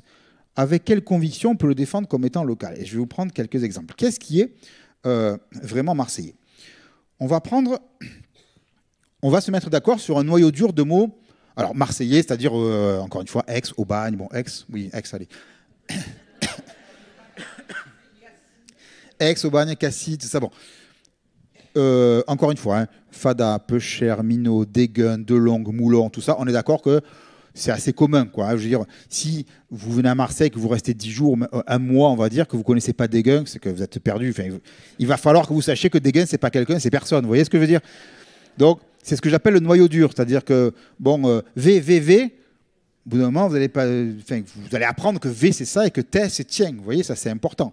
Ou quand on dit allez, ouais, ça va, allez, pour dire ouais, ça va. Hein, ça, c'est aussi, bon, c'est pas du lexique vraiment, mais. Donc, il y a une dizaine, peut-être vingtaine de mots comme ça, tout à fait communs. Mais après, quand on élargit un petit peu, on a des mots qui vont être considérés, comme je l'ai dit, comme plus provençaux, voire occitans. C'est-à-dire qu'on va les employer ailleurs aussi. On les emploie chez nous, mais ils sont employés ailleurs. Caguet, j'en ai parlé. Cébette, se manger des cébettes. À Marseille, on mange des cébettes aussi. Mais dans les Alpes, on mange des cébettes. Dans la région toulousaine, je crois qu'on mange des cébettes aussi. Peut-être qu'à Nice, je ne sais pas. En tout cas, à Toulon, on mange des cébettes. Vous voyez. Donc, est-ce qu'on doit l'enlever, cébette, parce qu'il est employé ailleurs? Ben non, parce qu'il est employé aussi ici. Donc, c'est du patrimoine local aussi. On le garde. L'autre jour, à Motus, il y avait le mot rachou. Et il y a quelqu'un qui me dit ah, ça, c'est pas marseillais. Ah. Moi, je fais mes recherches avant en général. Je peux me tromper, attention. Donc ça sert à ça aussi, mais j'avais blindé le coup. La personne me dit ah, c'est pas vraiment marseillais. Alors je dis c'est pas que marseillais. Pourquoi? Ce mot est employé dans la région toulousaine, d'accord, dans le sens de radin. Hein, c'est rachou. Bon. Vous connaissez rachou? Bon, mais il est très employé dans le Var notamment. Alors tout le monde ne l'emploie pas à Marseille, mais il y en a qui le connaissent hein, fréquemment. Et vous allez voir que je vais en venir après à la connaissance différente que nous avons chacune du Marseillais. Donc il est très Var, il est un peu sud-ouest et il est aussi un peu Marseillais. Donc on a le droit de le mettre. Il n'est pas que toulousain, pas que varois, puisqu'il est employé ici aussi. Alors, il y a aussi des mots considérés comme plus anciens. Et ça, c'est mon petit piège, j'aime bien depuis le départ. Notamment, alors si vous jouez, vous le savez, hein, vous avez le dimanche, c'est le mot difficile, parce que le lundi, c'est ce que j'appelle le motus pour les pébrons, c'est-à-dire que tout le monde peut trouver normalement. Si vous ne trouvez pas, c'est que... Bon, parce que c'est le mot simple, courant, que même un Parisien peut trouver, c'est dire. Vous voyez, en général, il a entendu parler de ça, quoi. Mardi, mercredi, c'est tranquille aussi, c'est un peu plus développé. Le jeudi, c'est vicieux, c'est un mot de 4 ou 5 lettres, très court, mais il n'y a pas l'initiale. Donc c'est beaucoup plus compliqué en fait. C'est très court, mais c'est très compliqué. Là, en général, on s'esquiche les neurones. On se repose un peu le vendredi, la yole et l'apéro. Le samedi, c'est un mot là aussi cool. Et le dimanche, c'est un mot très rare, très compliqué. Voilà. Et moi, en fait, mon plaisir du dimanche, qu'est-ce que c'est? C'est notamment, alors soit j'attends l'OM le soir, soit ils ont gagné la veille, éventuellement, mais c'est de regarder les grilles et de voir les gens galérer. J'adore, c'est très vicieux. Je vois les gens qui se plantent, qui ne trouvent pas, et qui me disent « Tu m'as gâché le dimanche, je suis arrivé en retard au repas de famille, et je me suis engueulé avec un tel. » Et moi, j'adore. C'est pas normal. Mais non, parce qu'il y a cette recherche qui me paraît intéressante. Alors, l'un des premiers que j'avais mis, c'était Maufatan. Maufatan, qui veut dire en provençal malfaisant, Akeu Maufatan, hein, ce malfaisant. Bon, ce mot, certains ont dit ah mais c'est pas marseillais, c'est un mot qu'on n'emploie plus.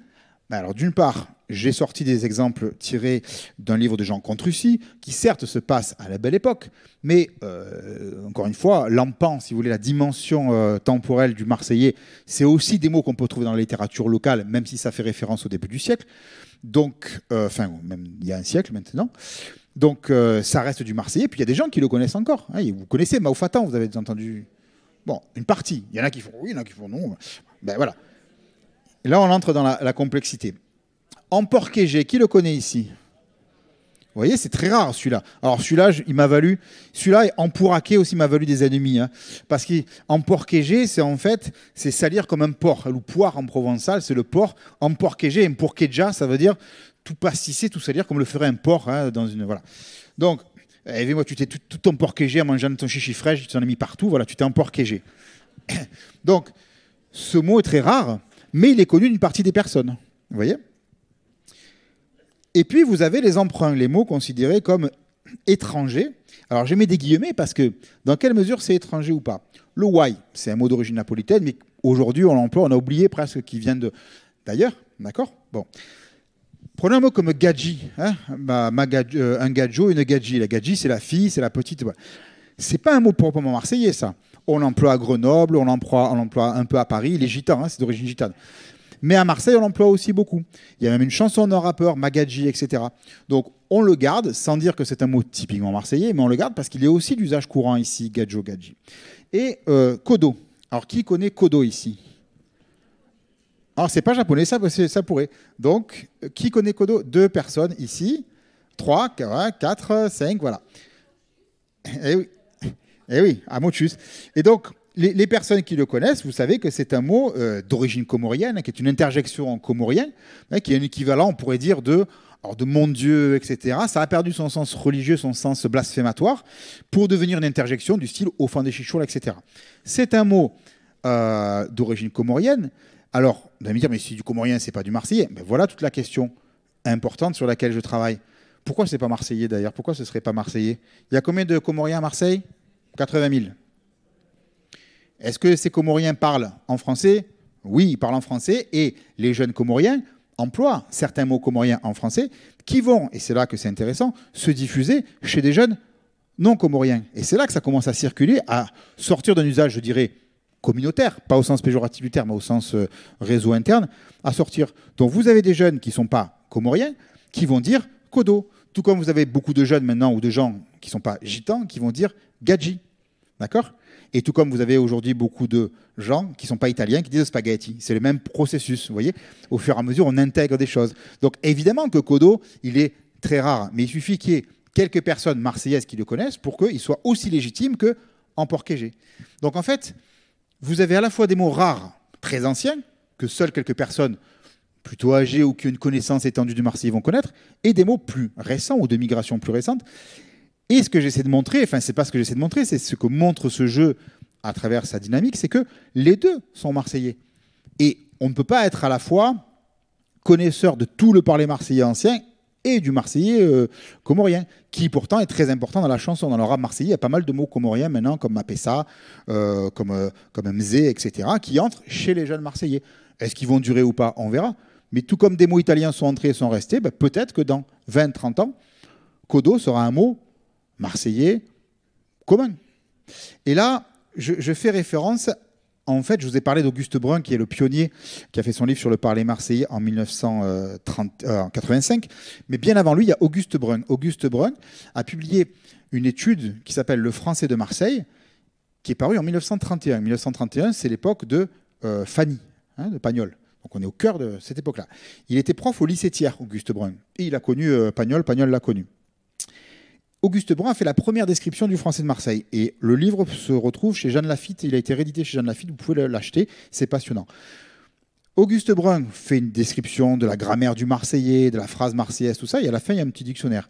Et à la fin, il y a un petit dictionnaire annexe où il dit voilà les mots marseillais qu'on n'a pas trouvés ou qui sont désuets. C'est-à-dire qu'en 1931, déjà, il y avait un vieux parler marseillais. il y avait déjà des mots qu'on n'employait plus à Marseille, mais qui étaient déjà des mots marseillais de 1880, 1890, vous voyez. Donc il n'y a aucune raison pour que, si de 1880 à 1930, il y ait une évolution, il n'y en ait pas une. Donc souvent, des gens disent « Ah ouais, mais Kodo, c'est pas un mot du vrai marseillais. » Mais why, il n'est pas si récent que ça, il n'est pas si vieux que ça. Hein, why. Et si vous prenez un autre mot comme tarpin dont je vais parler, il est relativement récent. Donc, vous avez aussi, et j'ai presque fini, hein, un dynamisme du marseillais, et notamment des néologismes.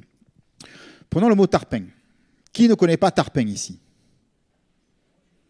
Oui, une minorité. Il y a 20 ans, quand je fais une conférence similaire, il y avait la plupart des gens qui ne connaissaient pas. Pourquoi ? Ce mot s'est diffusé de manière spectaculaire. Tarpin, ça veut dire beaucoup. Il y a tarpin de monde, vous êtes tarpin gentil, la France est tarpin détendu en ce moment, vous voyez, voilà. Donc, tarpin, ça veut dire beaucoup. Ce mot est apparu au début des années 90. Il a commencé à être vraiment visible dans les années 2000, mais même à ce moment-là, c'était vraiment les jeunes qui le connaissaient. Et puis, les jeunes, ils ont des parents et des grands-parents, et ils le disent une fois, deux fois, trois fois, puis après, on commence à le voir se diffuser. Moi, je l'ai appris par les jeunes, ce n'était pas un mot de ma génération, mais aujourd'hui, j'en suis venu à l'utiliser moi-même spontanément. Il y a 5 ans encore, je ne l'employais pas spontanément, je dis « Oh, tarpin », comme disent les jeunes, comme un vieux que je suis. Maintenant, je peux dire, oui, il y a tarpin de monde. Vous voyez, donc c'est entré dans mon usage. Donc, vous voyez cette statistique-là, il y a une minorité d'entre vous qui ne le connaissent pas. En 30 ans, ce mot est devenu un mot marseillais. Il est devenu un mot marseillais très courant, on l'entend tout le temps. Il est devenu emblématique parce qu'il y a un site qui s'appelle le Tarpin Bien, c'est un mot que souvent on cite comme un mot marseillais. Et à l'extérieur, quand vous demandez à des jeunes qu'est-ce que c'est qu'un mot marseillais, ils ne vous répondent pas Maoufatan, Porkégé ou Tafanari. Hein. Ils vous répondent Tarpin. Parce que c'est le mot marseillais, j'allais dire, emblématique d'aujourd'hui. Donc, dans 40 ans ou dans 50 ans, il y a des gens qui diront « Ah, tarpin, ça, c'est un vrai mot du vieux marseillais. » Voilà. Vous voyez ce que je veux dire ? Il faut toujours se mettre dans une perspective comme ça. Tarpin, alors aucune idée de l'origine, et si je trouve, je gagne au loto, parce que j'ai jamais cherché. Probablement il y a tarte pleine de monde, il y avait pétard qui est plein de monde, quelque chose comme ça, qui a été transformé. Probable. Bon. Oui.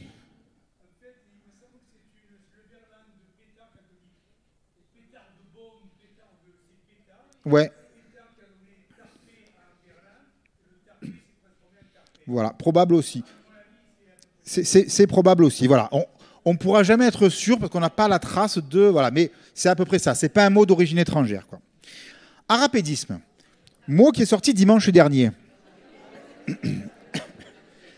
Vous connaissez les arapèdes. Les arapèdes qui s'accrochent à tout ce qu'ils peuvent, notamment au pouvoir. Il y a même, je le cite, je crois dans la définition, à l'époque de Gaston Defferre, il y avait, à l'époque de Jean Fressinet, plutôt, on parlait des arapèdes municipales, les personnes qui ne voulaient pas lâcher leur poste, donc c'est vieux, hein, comme. Et donc, l'arapédisme, moi j'ai sorti ce mot en 2022, l'an dernier, et j'ai cru l'avoir inventé, j'étais tout content dans une chronique. Et j'ai fait quelques recherches, et pas du tout.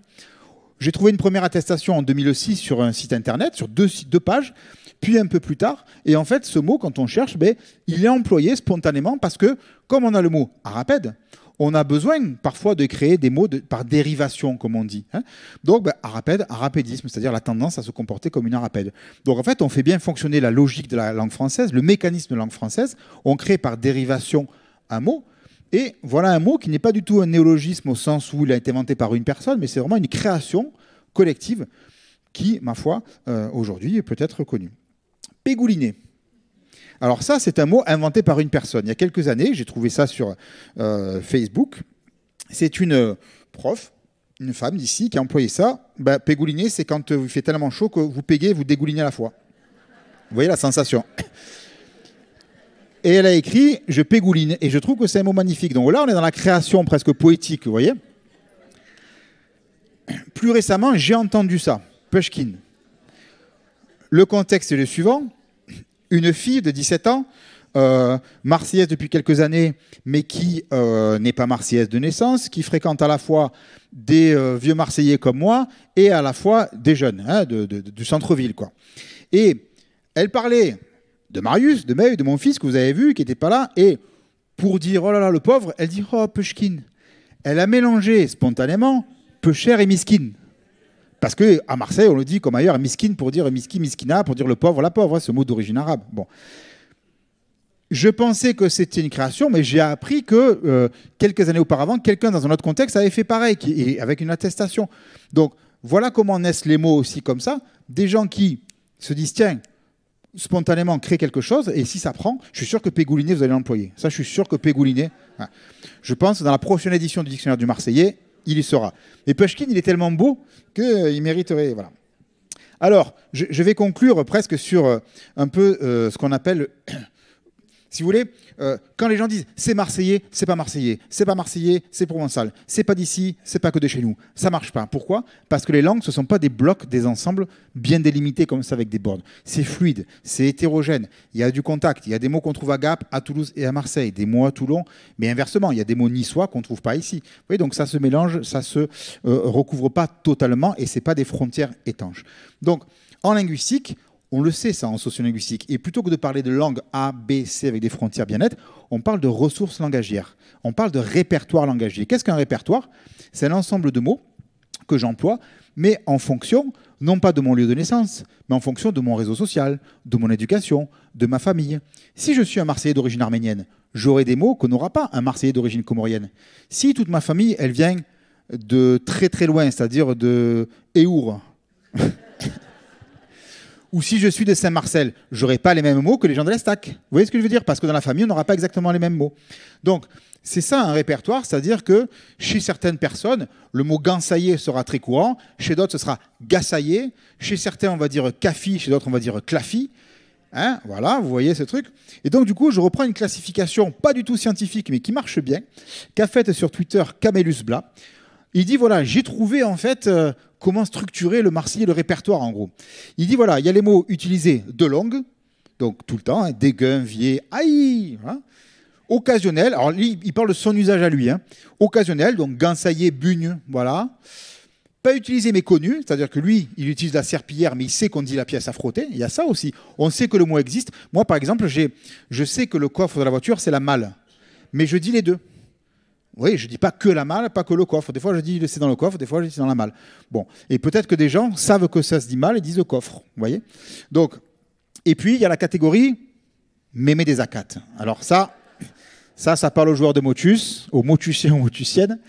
Ça vient de Camélus Blas, lui aussi, qui a sorti ça le jour où j'ai sorti, je crois, en Porc-Égé ou Maufatan. Je ne sais plus, on a la trace de ça. Et ça a commencé comme un délire en disant « Ouais, ça, c'est un mot que la mémé des acates de Médéric a employé un jour de Mistral quand elle parlait à sa grand-mère. » Vous voyez, genre un mot qui de l'empèbre fois 2, quoi. Bon. Et donc, cette catégorie, c'est les mots rares, vieux, que plus personne n'emploie. Et c'est devenu un personnage presque à part entière, la mémé des acates, c'est-à-dire celle qui sort des mots, vraiment, il n'y a plus personne qui l'employait. Mes mémés n'étaient pas des acates, d'ailleurs. Il y a même des gens, j'ai croisé une dame l'autre jour en manif qui me dit « Ah, j'aime bien ce que vous faites, tout ça, etc. Oh là là, et quand à la radio, vous parlez de votre grand-mère des acates. » Je dis « Non, mais c'est pas vrai, c'est Nice. » Elle n'était pas des acates. Et il dit, sans oublier la catégorie 5, Fayot, découvert par Motus et utilisé depuis. C'est-à-dire qu'il a connu les mots en Porc-Égé et nervuzzi, hein, fais pas le nervuzzi, fais pas le nerveux, et donc depuis il les emploie. Et c'est là un aspect intéressant du jeu aussi. Quand je vous ai dit au départ, le jeu ça sert aussi à faire d'autres choses, à apprendre. Ça, c'est une dimension qui n'était pas du tout prévue. Avec Denis, quand on a fait ce jeu, c'est pour s'amuser, pour jouer avec des mots marseillais. C'est une galéjade au sens noble du terme. C'est pour le plaisir de partager. Mais au final, dès qu'on a mis les définitions, des gens ont dit tiens, j'apprends des mots. Et aujourd'hui, je sais que ce jeu, il est joué à la fois par des Marseillais, des vieux de la vieille ou des vieilles du vieux, comme vous voulez, qui aiment ça, qui aiment ce patrimoine, mais aussi par des gens qui viennent d'arriver, par des plus jeunes, par des gens qui sont là que depuis quelques mois, qui veulent s'installer et qui apprennent en même temps. Et pour moi, ça, c'est une réussite. C'est-à-dire que si le jeu, il sert à la fois des gens qui aiment se parler là et qui le connaissent, mais aussi des gens qui ne le connaissent pas, qui veulent l'apprendre, ça veut dire que chacun peut y trouver son compte. Voilà, perspective. Alors, j'en ai mis 2. Perspective, on m'a posé tout à l'heure, il y avait des journalistes de Maritima, est-ce que vous allez faire une application? Pour l'instant, on n'est pas parti pour faire une application, le jeu est gratuit sur motus.fr, vous pouvez jouer gratuitement, profitez-en pour l'instant. Parce qu'après, un jour, on dira, on va se faire des sous. Par contre, des fois, il y a la boutique ouverte, la boutique avec des t-shirts. Parfois, vous pouvez acheter peut-être qu'il y aura des nouveautés, tout ça. Donc, cet argent que nous gagnons quand nous vendons des t-shirts nous sert à quoi? Ben, à nous payer des vacances dans les îles, du Frioul, à nous acheter quelques chichis fraîches, à payer les factures de maintenance du site et de quand même quelques trucs qu'il faut faire, et aussi, comme on a pu le faire l'autre jour pour Réseau Éducation Sans Frontières, à faire des chèques pour des associations qui en ont besoin. On en garde un petit peu, mais pas beaucoup. Voilà. Et puis, un jeu devient jeu aussi quand il vous échappe. Alors récemment, il y a des fadas de Motus, parce qu'il y a une communauté, presque une secte de gens qui jouent, qui tous les jours se publient, se postent leurs résultats. Et toi, tu as fait ci, toi, tu l'as trouvé en 3, et tu as triché, et machin, etc. Il y en a qui trichent, hein, j'en connais, mais pas dans ce groupe-là. Enfin, je crois pas. Et donc, ils ont sorti sur un délire aussi Goût de Plus. Goût de Plus, c'est un journal en ligne, gratuit, dans lequel il y a des articles qui font référence au parler marseillais, à Motus. Alors, pourquoi Goût de Plus? Parce qu'ils se sont dit, quand on ne trouve pas, ben, on n'a plus qu'à se jeter au goût, tellement on est mauvais. Et ils ont développé... Je regarde Olivia qui est là, qui est à l'origine un peu de ça. Ils ont développé toute une sorte de délire, d'histoire autour de ça. Et c'est bien parce que à partir d'un jeu, ils créent un autre univers fait de références marseillaises, le bus, le 19, se jeter au goût, de la même et des ACAT qui tient sa rubrique, etc. Et ben voilà, ce sont des gens qui se sont emparés du jeu comme nous on l'a fait. Et finalement, ça me paraît une belle histoire. C'est-à-dire que nous, on a pris un relais qui nous était tendu, c'est-à-dire il y a un jeu Sutom qui existait. On a dit tiens, on va le transformer en marseillais parce que on pense que c'est bien de jouer avec ce parler-là qui fait partie de notre vie. Pourquoi ne pas jouer avec ces mots? Si en plus on peut apprendre des choses soi-même, moi j'apprends des choses sur le marseillais, mais en apprenant en jouant, c'est tant mieux. Et si d'autres s'en emparent et en font autre chose, ma foi, tant mieux. Et si c'est pas comme ça, minegui. Voilà, je vous remercie, on a un peu de temps.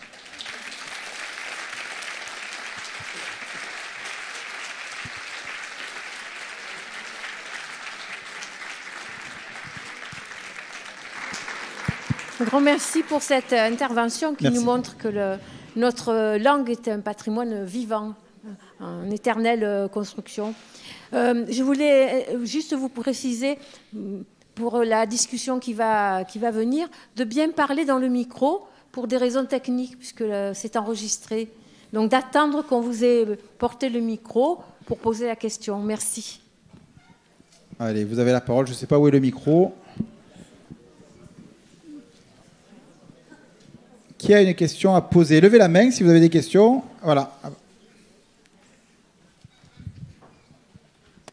Merci. Monsieur Gasquet, merci pour cette conférence brillante. J'aurais voulu vous demander si tous les jours vous travaillez à la grille du lendemain ou si vous avez créé le truc et puis que ça se fait tout seul. Alors... Je regarde Denis parce qu'il attend régulièrement. Des fois, il me dit alerte Motus, il nous manque les Motus de demain. Et des fois, c'est 11h ou 11h30. Donc, en général, j'essaie d'avoir une petite semaine d'avance. C'est-à-dire qu'en gros, le dimanche soir, je lui envoie. Mais ce n'est pas tous les jours le cas. Et par exemple, ça peut changer du jour au lendemain. Donc, quand on a une semaine d'avance, c'est le maximum. Mais pourquoi tu dis non? Si, c'est vrai. Hier soir, on a changé. Mais on a changé, mais c'était prévu. Ne spoile pas. Donc voilà, en général, c'est quand même sur du très court terme. Donc ça veut dire que c'est du travail parce que je dois... Alors, je pense trouver le mot. Donc dans ma liste, est-ce qu'il est... Après, est-ce que il y a eu un mot court la veille? Est-ce que c'est un long? Est-ce que c'est J'alterne parce que j'essaie de faire en sorte que tout le monde y trouve du plaisir. S'il y a beaucoup de mots d'origine provençale, il faut que je varie avec des mots plus récents ou plus... Vous voyez, donc j'essaie de faire cette variation. Il faut écrire les définitions qui sont toutes artisanales, qui sont toutes inédites. Trouver les exemples, parfois sur Twitter, sur les réseaux, etc. Donc oui, je me lève le mafre, si c'est ça la question, pour actualiser le jeu en permanence. Question. Dans le dictionnaire du Scrabble, ils reconnaissent des gains, mais la définition est très étonnante. Personne de mauvaise vie, mauvaise personne. Non. Oui. Ah, il faut que je regarde ça alors. Ah oui, non, c'est ahurissant. Ah, c'est trop bien ça. Ah oui, mais c'est pour ça que c'est bien aussi de fabriquer nous-mêmes nos jeux, nos dictionnaires, etc. Parce que sinon, le sens peut nous échapper. Oui, mais c'est dans un sens précis, c'est dans un usage précis. C'est un dégain. Hein, celui-là, c'est un dégain. Mais dégain, le sens premier du mot, c'est vraiment personne. Qu'il y a des gains. Mais oui, ça peut. Hein. Mais c'est comme quand le Robert a fait entrer le mot cacou. Donc il y a frimeur à Marseille, mais ils ont mis ensuite vaurien. Je ne crois pas qu'un cacou, ce soit un vaurien. Hein, c'est pas... Ouais, non, c'est pas le sens qui vient. Hein, c'est surtout un frimeur, quoi. Autre question. Est-ce que vous avez des questions? J'ai entendu que vous avez dit spoiler. Oui. Est-ce que vous diriez que c'est dans le vocabulaire marseillais? Parce que moi, je viens de Paris et là-bas, on dit divulgacher plutôt que spoil. Non, c'est un emprunt. Mais oui, c'est un emprunt français. Aujourd'hui, on dit spoiler, ne pas spoiler. Nous spoilâmes, vous spoilâtes. Donc oui, divulgacher, c'est un mot que j'emploie parfois aussi, qui est l'équivalent pour ne pas utiliser le mot anglais. Mais voilà, on dit les deux et c'est pas local, quoi. C'est pas local. Oh non, je pense en s'emploie ailleurs, spoiler, mais je pense. Est-ce qu'il y a des questions? Plus des questions, vous êtes ensuqué?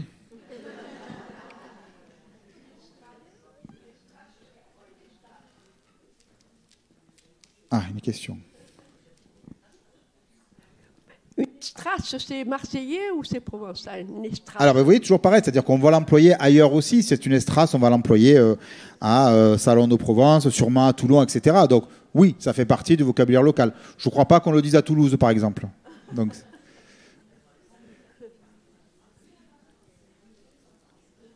Autre question, réclamation, contestation, circonvolution? Oui, j'ai une question sur la sociologie des joueurs. Vous savez un petit peu l'origine? Est-ce que c'est que des Marseillais ou voilà? Alors, on n'a pas de mouchard, comme on dit, on ne sait pas. Mais par contre, par expérience, par contact avec les gens, bon, évidemment, il y a beaucoup de Marseillais dont vous faites partie, pour la plupart d'entre vous qui jouez. Mais je sais, encore une fois, que ce qu'on appelle parfois les néo-Marseillais jouent, que ça se joue ailleurs qu'à Marseille, qu'on a des gens qui jouent, on a des expatriés qui jouent ailleurs. Hein, à Mayotte, récemment, j'ai quelqu'un qui m'a dit qu'il jouait. Il y en a qui jouent en Guadeloupe. Bon, des expatriés. Mais c'est quand même, je pense, très voilà, local, région, quoi. Une question là. Bon, j'arrive. Bonsoir. Ah, j'ai le micro. Désolé. Après. Voilà. Le motus prendra fin un jour, forcément. Est-ce que vous avez prévu de dédommager les gens qui vont partir en dépression, en fait, qui jouent tous les jours? C'est une excellente question. Motus va s'arrêter un jour. Alors, on a à peu près 2000 mots dans la base, mais les 2000 mots ne sont pas forcément 2000 mots trouvables, parce qu'on ne va pas mettre aganteré comme mot à trouver, ce serait un peu compliqué. Donc, on s'est dit au bout d'un an, qu'est-ce qu'on fait? On a vu que si on arrêtait, c'était l'émeute. Que des gens étaient prêts à brûler des poubelles dans la rue et tout ça. Alors déjà que, hein, voilà, on n'a pas voulu remettre du why sur le why. Donc, on s'est dit, on continue encore un peu. On a de quoi tenir, mais en fait, c'est du boulot, si on veut le faire bien, et il est possible que, allez, on se reposera la question, je pense, en fin d'année, au bout de 2 ans, je pense que, et peut-être qu'après on le mettra en mode automatique, c'est-à-dire qu'après des mots reviendront, etc. Mais c'est sûr que, et ce sera une belle histoire quand même, on ne va pas faire jouer pendant 30 ans à Motus, vous voyez, voilà. Donc il faut le vivre comme une expérience de vie collective, une sorte de transe collective. Et puis un jour on dira, tu te rappelles quand on jouait à Motus? Voilà. Comment jouer, je sais pas, au cochon qui rit ou à des trucs comme ça, vous savez, à ces jeux, quoi. Bonsoir. C'est là-haut. Oui, oui. Je voulais savoir comment vous faites pour retenir tous les mots que vous avez déjà mis. Vous faites une liste, comment vous procédez? Alors, parce que pour tout retenir, c'est un peu compliqué. Je vais vous montrer un truc, mais attendez. Vous regardez pas trop, parce que je vous montre un document secret. Normalement, c'est là. Attention, non, ça, c'est les mots à trouver. Hop, surtout pas. Hop, hop, hop, hop, hop, hop, hop. Bon, c'est une autre... c'est... Voilà. Hop, vous regardez, quand c'est en vert, là, c'est que ça a déjà été joué. Hop, j'enlève, ne regardez plus. Donc, oui, évidemment, au bout de quelques temps, j'ai dû me mettre un système de notation, un système des marques, et puis, comment dire, ouais, il faut quand même, encore une fois, trouver cet équilibre, mots courants, mots pas courants, mots longs, etc. Pas moulons, mots longs. Donc oui, c'est une petite organisation quand même, et voilà. Après... Je le dis déjà, l'été, on se repose, hein, on part en vacances au Frioul, donc on remet des mots de l'année quand même. Hein. Donc ce sera, et notamment pour les touristes, ils arrivent, des gars un peu chers, voilà, ils jouent un peu, ils sont contents. Après, on remet les mots difficiles. Oui.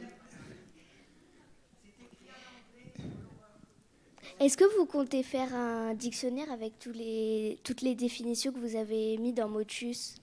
Alors, très bonne question. Des dictionnaires du Marseillais, il y en a déjà pas mal. Et il y en a des très bons qui se complètent, je dirais. Je dirais que probablement, c'est possible, parce que j'aime bien faire des livres, que ce serait peut-être utile. Ce qu'il faut, c'est un peu de temps. Or, comme vous l'avez vu, je viens de sortir un livre sur la langue française, je suis sur 2 autres livres. Donc voilà, mais probablement, mais si ça sort, ce sera un livre un peu avec d'autres choses aussi, dans l'esprit de Motus. Parce qu'un dictionnaire pour un dictionnaire, il y en a déjà. Mais oui, je pense qu'on y pense un peu quand même. Oula, quand je serai à la retraite, ouais. Dans longtemps.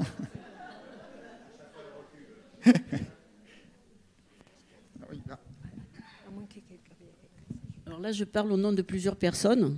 On voulait savoir si on pouvait mettre le départ à 6 h du matin, par exemple. Parce que ça nous fait coucher très tard, n'est-ce pas? C'est vrai ou pas? C'est un scandale. Alors, oh, mais c'est Thierry Audibert. Elle n'est pas vue. Alors, non, effectivement, à minuit, on a remarqué très vite, qu'à minuit, il y a un pic de connexion, parce que ça, on peut le voir, Denis, il peut voir. Donc, on voit qu'on a un pic de connexion comme ça, c'est-à-dire tous les fadas qui n'ont rien d'autre à faire que de jouer à Motus, ils attendent ça, ils sont à l'agachon, comme on dit. À minuit, ils jouent. Donc, on a le pic jusqu'à 1 h du matin.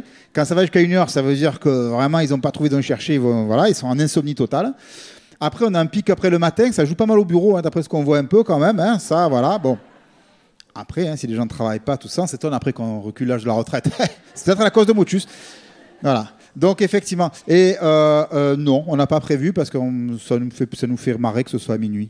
Hein, on ne bouge pas. On ne bouge pas. Une autre question.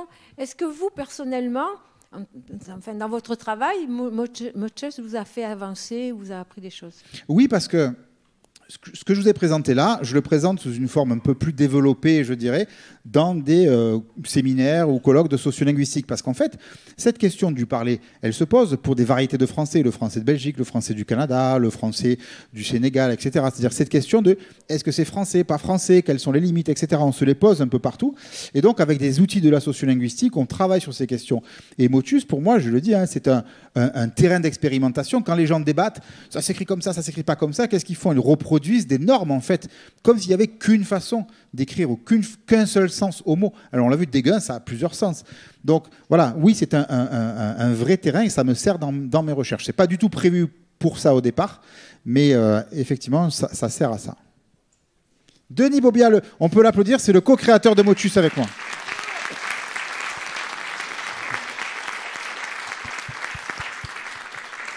Est-ce que le co-créateur de Motus vous a remercié publiquement pour cette extraordinaire aventure?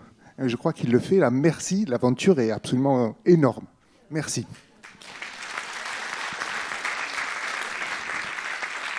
Et merci à toi pour ta brave patience, parce qu'effectivement, quand il n'a pas le mot à 23h30 ou que je lui dis au dernier moment, il y a un bug, etc., et que peu cher, lui, il faut qu'il se couche plus tôt, parce que, comprenez, plus vieux.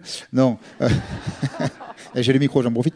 Mais non, c'est une belle aventure, on s'amuse beaucoup. Et je crois que ça fait vraiment partie d'un esprit marseillais, c'est-à-dire la galéja de pousser à son paroxysme. C'est-à-dire que, je veux dire, ça n'a aucun sens que des gens à minuit, par milliers, se mettent à jouer un jeu marseillais. Pourtant, on continue parce que ça nous fait rire, parce qu'il y a des fadas qui crient goût de plus, parce que j'envoie avec des t-shirts ici, et parce que bientôt on va faire un apéro. Avec, c'est nous qui allons régaler un peu. En tout cas, au début, si vous buvez trop, ce sera vous après. Mais voilà, on va faire un truc comme ça, on va faire du lien. Donc, oui, c'est un vrai plaisir de faire ça. Et c'est un petit défi aussi, quoi, d'arriver à tenir, à garder. Et on a des petites surprises qui arriveront aussi. On a introduit récemment les mots avec tiret. Hein, voilà. Pourquoi qu'une fois par mois? Alors, parce qu'il n'y en a pas des tonnes. Parce qu'ensuite, ça permet de varier les plaisirs. On a mis ça le premier samedi du mois, en référence peut-être pour certains à ce qui se passait autrefois sur une chaîne cryptée le premier samedi du mois. Est-ce que c'est un rapport avec le mot tirer? À vous de voir, c'est vous qui n'êtes pas très propre. Mais voilà, oui, on distille le plaisir une fois par mois sur le mot avec tirer. Oui. Alors, j'ai remarqué sur Twitter que vous balancez pas mal sur les académiciens et les journalistes du Figaro. Oui. J'aimerais connaître vos relations avec eux. On parle bien de l'Académie française et pas de l'Académie de Marseille, avec laquelle je m'entends très bien. L'Académie française a été créée par Richelieu et Louis XIV en 1634 pour donner des règles à la langue française au moment où elle en avait besoin ou elle n'en avait pas. Mais c'est aussi un projet politique, c'est-à-dire que c'est un projet qui consiste à prendre une élite littéraire et à lui faire écrire des textes en faveur du roi. Les premières dédicaces du dictionnaire de l'Académie, c'est « Oh, vous, grand roi Louis XIV, pendant que vous massacrez des populations dans le monde entier, nous fabriquons une belle langue que vous allez imposer à ces populations barbares. » C'est en gros ce qui est écrit. Donc c'est un projet politique, l'Académie. L'Académie française a apporté des choses positives à la langue française dans la mesure où elle a, au gré des éditions de ces dictionnaires, stabilisé un peu l'orthographe. Il y avait besoin. Donc elle a parfois mis tel accent, un air, puis elle a enlevé, etc. Donc elle a fait un travail. Bon. Sauf que, d'une part, elle travaille trop lentement pour faire évoluer cette langue. Or, toute langue évolue et toute langue a quand elle est écrite, a une orthographe qui évolue. C'est normal que l'orthographe évolue. Aujourd'hui, un jour, je vous inviterai pour faire une conférence sur l'histoire de la langue française, mais l'histoire de l'orthographe du français évolue. Il y a plein de lettres qu'on n'emploie plus aujourd'hui. Il y avait des EZ, des CT, etc. Bon, ça a disparu parce qu'on n'en a plus besoin. Aujourd'hui, l'orthographe du français aurait besoin d'un petit toilettage, pas une refonte complète. Bon. Mais beaucoup de gens dans les académiciens ne veulent pas y toucher. En disant, ah non, c'est la langue française. Mais il n'y a absolument aucune raison, par exemple, pour qu'on écrive chariot avec un R et charrette avec 2 R. C'est la même origine. Pourquoi ? À part le plaisir de faire des fautes d'orthographe aux gens, et je ne parle même pas de l'accord du participe passé avec avoir, voilà. Donc on a un malin plaisir à garder une langue un peu archaïque en France, ce que ne font pas d'autres langues. L'allemand a été réformé, le chinois a été réformé. Donc on garde ça par plaisir un peu sadique, je dirais. Et surtout, l'Académie française ces dernières années a eu un discours très conservateur. Moi, j'ai rien contre un point de vue conservateur, il peut se défendre, mais quand vous avez une évolution de la société, je pense à la féminisation des noms de métiers, que Yvette Roudy avait porté dans les années 80 dans sa commission, et aidé en cela par Benoît Groult, sauf erreur de ma part, qui avait participé à ça. Bon. L'Académie a freiné. Il a fallu attendre les années 2018 pour qu'elle dise OK pour la féminisation, c'est-à-dire qu'elle avait 20-30 ans de retard. Mais on peut dire Madame l'ambassadrice, on peut dire Madame la professeure, on peut dire une autrice, qui est un mot qui existe depuis très longtemps. Donc voilà, elle a un côté conservateur qui est gênant dans la mesure où elle freine ce qui est l'usage. Et elle a un côté aussi exagérateur dans la mesure où elle croit que la langue française est en danger, alors que ce n'est pas le cas. On n'a jamais autant parlé français dans le monde qu'aujourd'hui, et la langue française se porte plutôt bien. Il y a des problèmes d'acquisition de l'orthographe et de la langue chez les jeunes. Bien sûr qu'il y a des problèmes auxquels sont confrontés les profs. Mais peut-être aussi parce que la langue, elle est complexe volontairement par une histoire qu'on veut garder telle qu'elle. C'est un autre sujet. Et le gros problème de l'Académie aussi, c'est qu'elle édicte des règles qui n'ont pas de sens et qui sont fausses. Moi, je suis linguiste. Mon métier, c'est d'étudier le langage. Je sais comment fonctionne le langage. D'accord ? C'est mon métier. Bon. À l'Académie française, il n'y a pas de linguiste. C'est comme si vous aviez dans une commission de spécialistes du nucléaire, aucun spécialiste du nucléaire. C'est comme si vous aviez à l'Académie de médecine aucun médecin. Ben, c'est pareil. Alors, il y a des écrivains, mais ce n'est pas parce que j'écris que je sais comment ça fonctionne. Or, parfois, l'Académie édicte des règles qui ne sont pas des vraies règles. Par exemple, ou qui inventent des choses. Par exemple, pendant le Covid, ils ont dit « Oh, distanciel, hein, faire des cours en distanciel, des réunions en distanciel, c'est un anglicisme. » C'est faux. C'est un mot qui n'existe pas en anglais. Donc, vous savez, ils inventent en plus des trucs parce qu'ils ont tellement peur de l'anglais. Et alors, le Figaro, c'est pire parce que les journalistes du Figaro, ils ont quelques journalistes du Figaro qui écrivent des textes sur la langue française. Qu'est-ce qu'ils font ? Ils vont prendre les textes de l'Académie française, la rubrique « Dites, ne dites pas »,« Dire, ne pas dire ». Ils ne comprennent pas ce qu'ils lisent, parce que les académiciens disent parfois des choses quand même qui tiennent la route. Hein, voilà, je caricature un peu, mais voilà. Mais les journalistes du Figaro, qui font les textes, disent des choses qui ne veulent rien dire. Je donne un exemple tout récent. Ils disent par exemple « Attention au pléonasme. Il ne faut pas dire une rafale de vent, parce qu'une rafale ne peut être que de vent. » Alors vous réfléchissez, vous dites, attendez. Oui, ça peut être derrière une rafale, oui, tonton, merci pour la poésie. Une rafale de photos, une rafale de Kalachnikov, excusez-moi, Marseille, on connaît. Alors ils disent, oui, parce que autrefois ce n'était que le vent, mais depuis, certes, on l'utilise, mais c'est quand même impropre, mais on peut le dire. Donc en fait, ça ne veut rien dire. Pareil pour pondre. Pondre, on ne devrait pas dire pondre un œuf, parce qu'on ne peut pondre qu'un œuf. Ben non, j'ai pondu un texte, j'ai pondu un communiqué. Vous voyez ? Donc, ça n'a pas de sens. C'est-à-dire que les journalistes du Figaro, qui sont non seulement très conservateurs, j'ai rien contre, on peut être conservateur, mais ce qui est très gênant pour les linguistes, c'est quand on dit n'importe quoi. Et quand on dit n'importe quoi, qu'on ment aux gens, qu'on leur dit « vous faites des fautes » alors qu'ils ne font pas de fautes, c'est insupportable. Donc en fait, ces gens-là me dérangent non pas parce qu'ils sont conservateurs, encore une fois, mais parce qu'ils font culpabiliser les gens en disant « vous faites une faute parce que vous dites ça ». Et ce n'est pas des fautes, en fait. Ça fonctionne comme ça. Et donc voilà, malheureusement, ils ont en face d'eux des gens qui savent comment ça fonctionne. Et pour terminer sur mes rapports, alors l'Académie française, j'ai aucun rapport, même si je leur écris des fois pour dire qu'ils se sont trompés, ils ne me répondent pas, mais bon, ils ont autre chose à faire. Le Figaro m'a bloqué sur Twitter, parce que à force de leur dire qu'ils faisaient des erreurs, ils n'ont pas aimé. Bon, voilà. Tant pis.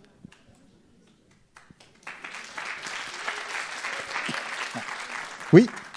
Bonsoir, merci beaucoup pour vos émissions quotidiennes le matin sur France Bleu Provence. Merci. C'était un grand plaisir de vous retrouver. Merci beaucoup. Je voulais vous poser la question, dans les définitions que vous donnez pour expliquer le mot, vous faites des références, disons, littéraires, Contrucci, Guiran, etc. Je voudrais savoir si vous les avez tous lus ou si vous avez un moteur de recherche particulier. Non. Alors, la plupart, je les ai lus. Et en fait, quand je vous ai dit qu'on a travaillé sur le dictionnaire du Marseillais, qui a plus de, je crois, 2000 mots, on a utilisé beaucoup de corpus littéraires, de citations, etc. Donc moi, je vais souvent dans le dictionnaire du Marseillais pour prendre les citations les plus importantes. Comme le dictionnaire date de 2006, je vais chercher après ailleurs, dans d'autres livres plus récents, etc. Mais le dictionnaire du Marseillais fournit une base assez forte. Mais non, la plupart des choses que je cite, je les ai lues parce que j'ai une grosse collection aussi de littérature marseillaise.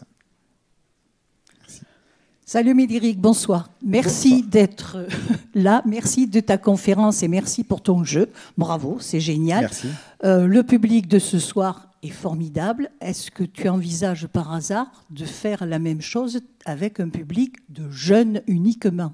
Oui. Oui, parce que... mais ils sont jeunes, là. Je n'ai rien contre le public de ce soir, mais je trouve que si on veut que, justement, ce parler marseillais se développe et soit un peu mieux acquis, un peu mieux reconnu. Bon, moi, personnellement, je parle provençal, je parle occitan, et j'ai enseigné l'occitan, etc. Mais je trouve qu'aujourd'hui, avec ton jeu, ce serait un excellent moyen pour les jeunes d'aujourd'hui d'apprendre à se parler marseillais. Pourquoi pas ? Moi, on me donne un micro, je parle, vous voyez, donc moi, pas de problème. Oui. Voilà. Volontiers. Est-ce qu'il y a des retombées ? Je sais que des jeunes jouent parfois avec leurs parents ou grands-parents. Je sais qu'ils apprennent des mots aussi. Après, je ne dirais pas que ça a un impact non plus monumental. C'est quand même plutôt un public d'adultes, de confirmés. Mais il y a des jeunes aussi qui jouent. Beaucoup. On me fait des noms comme ça. Oui. Tu joues aussi ? Ah ben voilà. Non, mais il y en a. Il y a des jeunes aussi. Et il y en a. Et c'est vrai que quand ils tombent sur Mounine ou quoi, et qu'ils disaient ça veut dire quoi ? Les parents sont embêtés. Ça fait partie de l'éducation aussi. Hein. Oh. Est-ce qu'il y a d'autres questions ? C'est bon ? Ah, là, oui. Non, prenez le micro, c'est mieux. Prenez le micro. Bonsoir. Bonsoir et merci effectivement énormément. Merci énormément. Merci beaucoup, tout simplement. Je voulais passer une information, enfin ça vous le savez, pas l'ensemble du public, mais à Septème-les-Vallons, tous les 2 ans, il y a un festival sur l'over-littérature auquel vous avez participé les premières années. Et je voulais savoir si vous étiez susceptible de revenir pour, je crois, l'année prochaine, si mes calculs sont bons, en principe, ça devrait se réitérer l'année prochaine. Alors, à Septem, oui, parce que c'est une ville amie, où j'ai beaucoup d'amis et où je vais toujours volontiers. Et au Festival Over Littérature, non. Mais vous avez bien fait de tenter.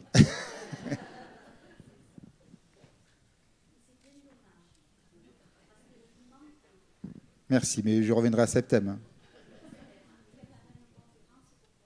Oui, avec plaisir. Ah, vous avez une question, on va prendre le micro. Voilà, au moins tout le monde entend.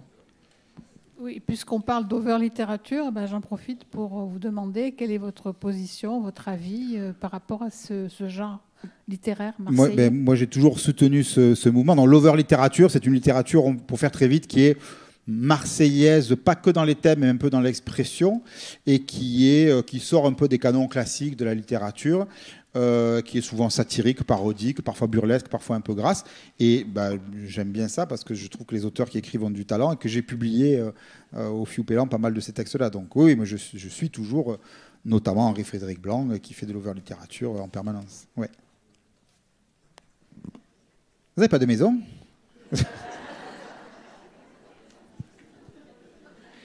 On en reste là. Moi, je vous remercie beaucoup de votre attention. Merci beaucoup.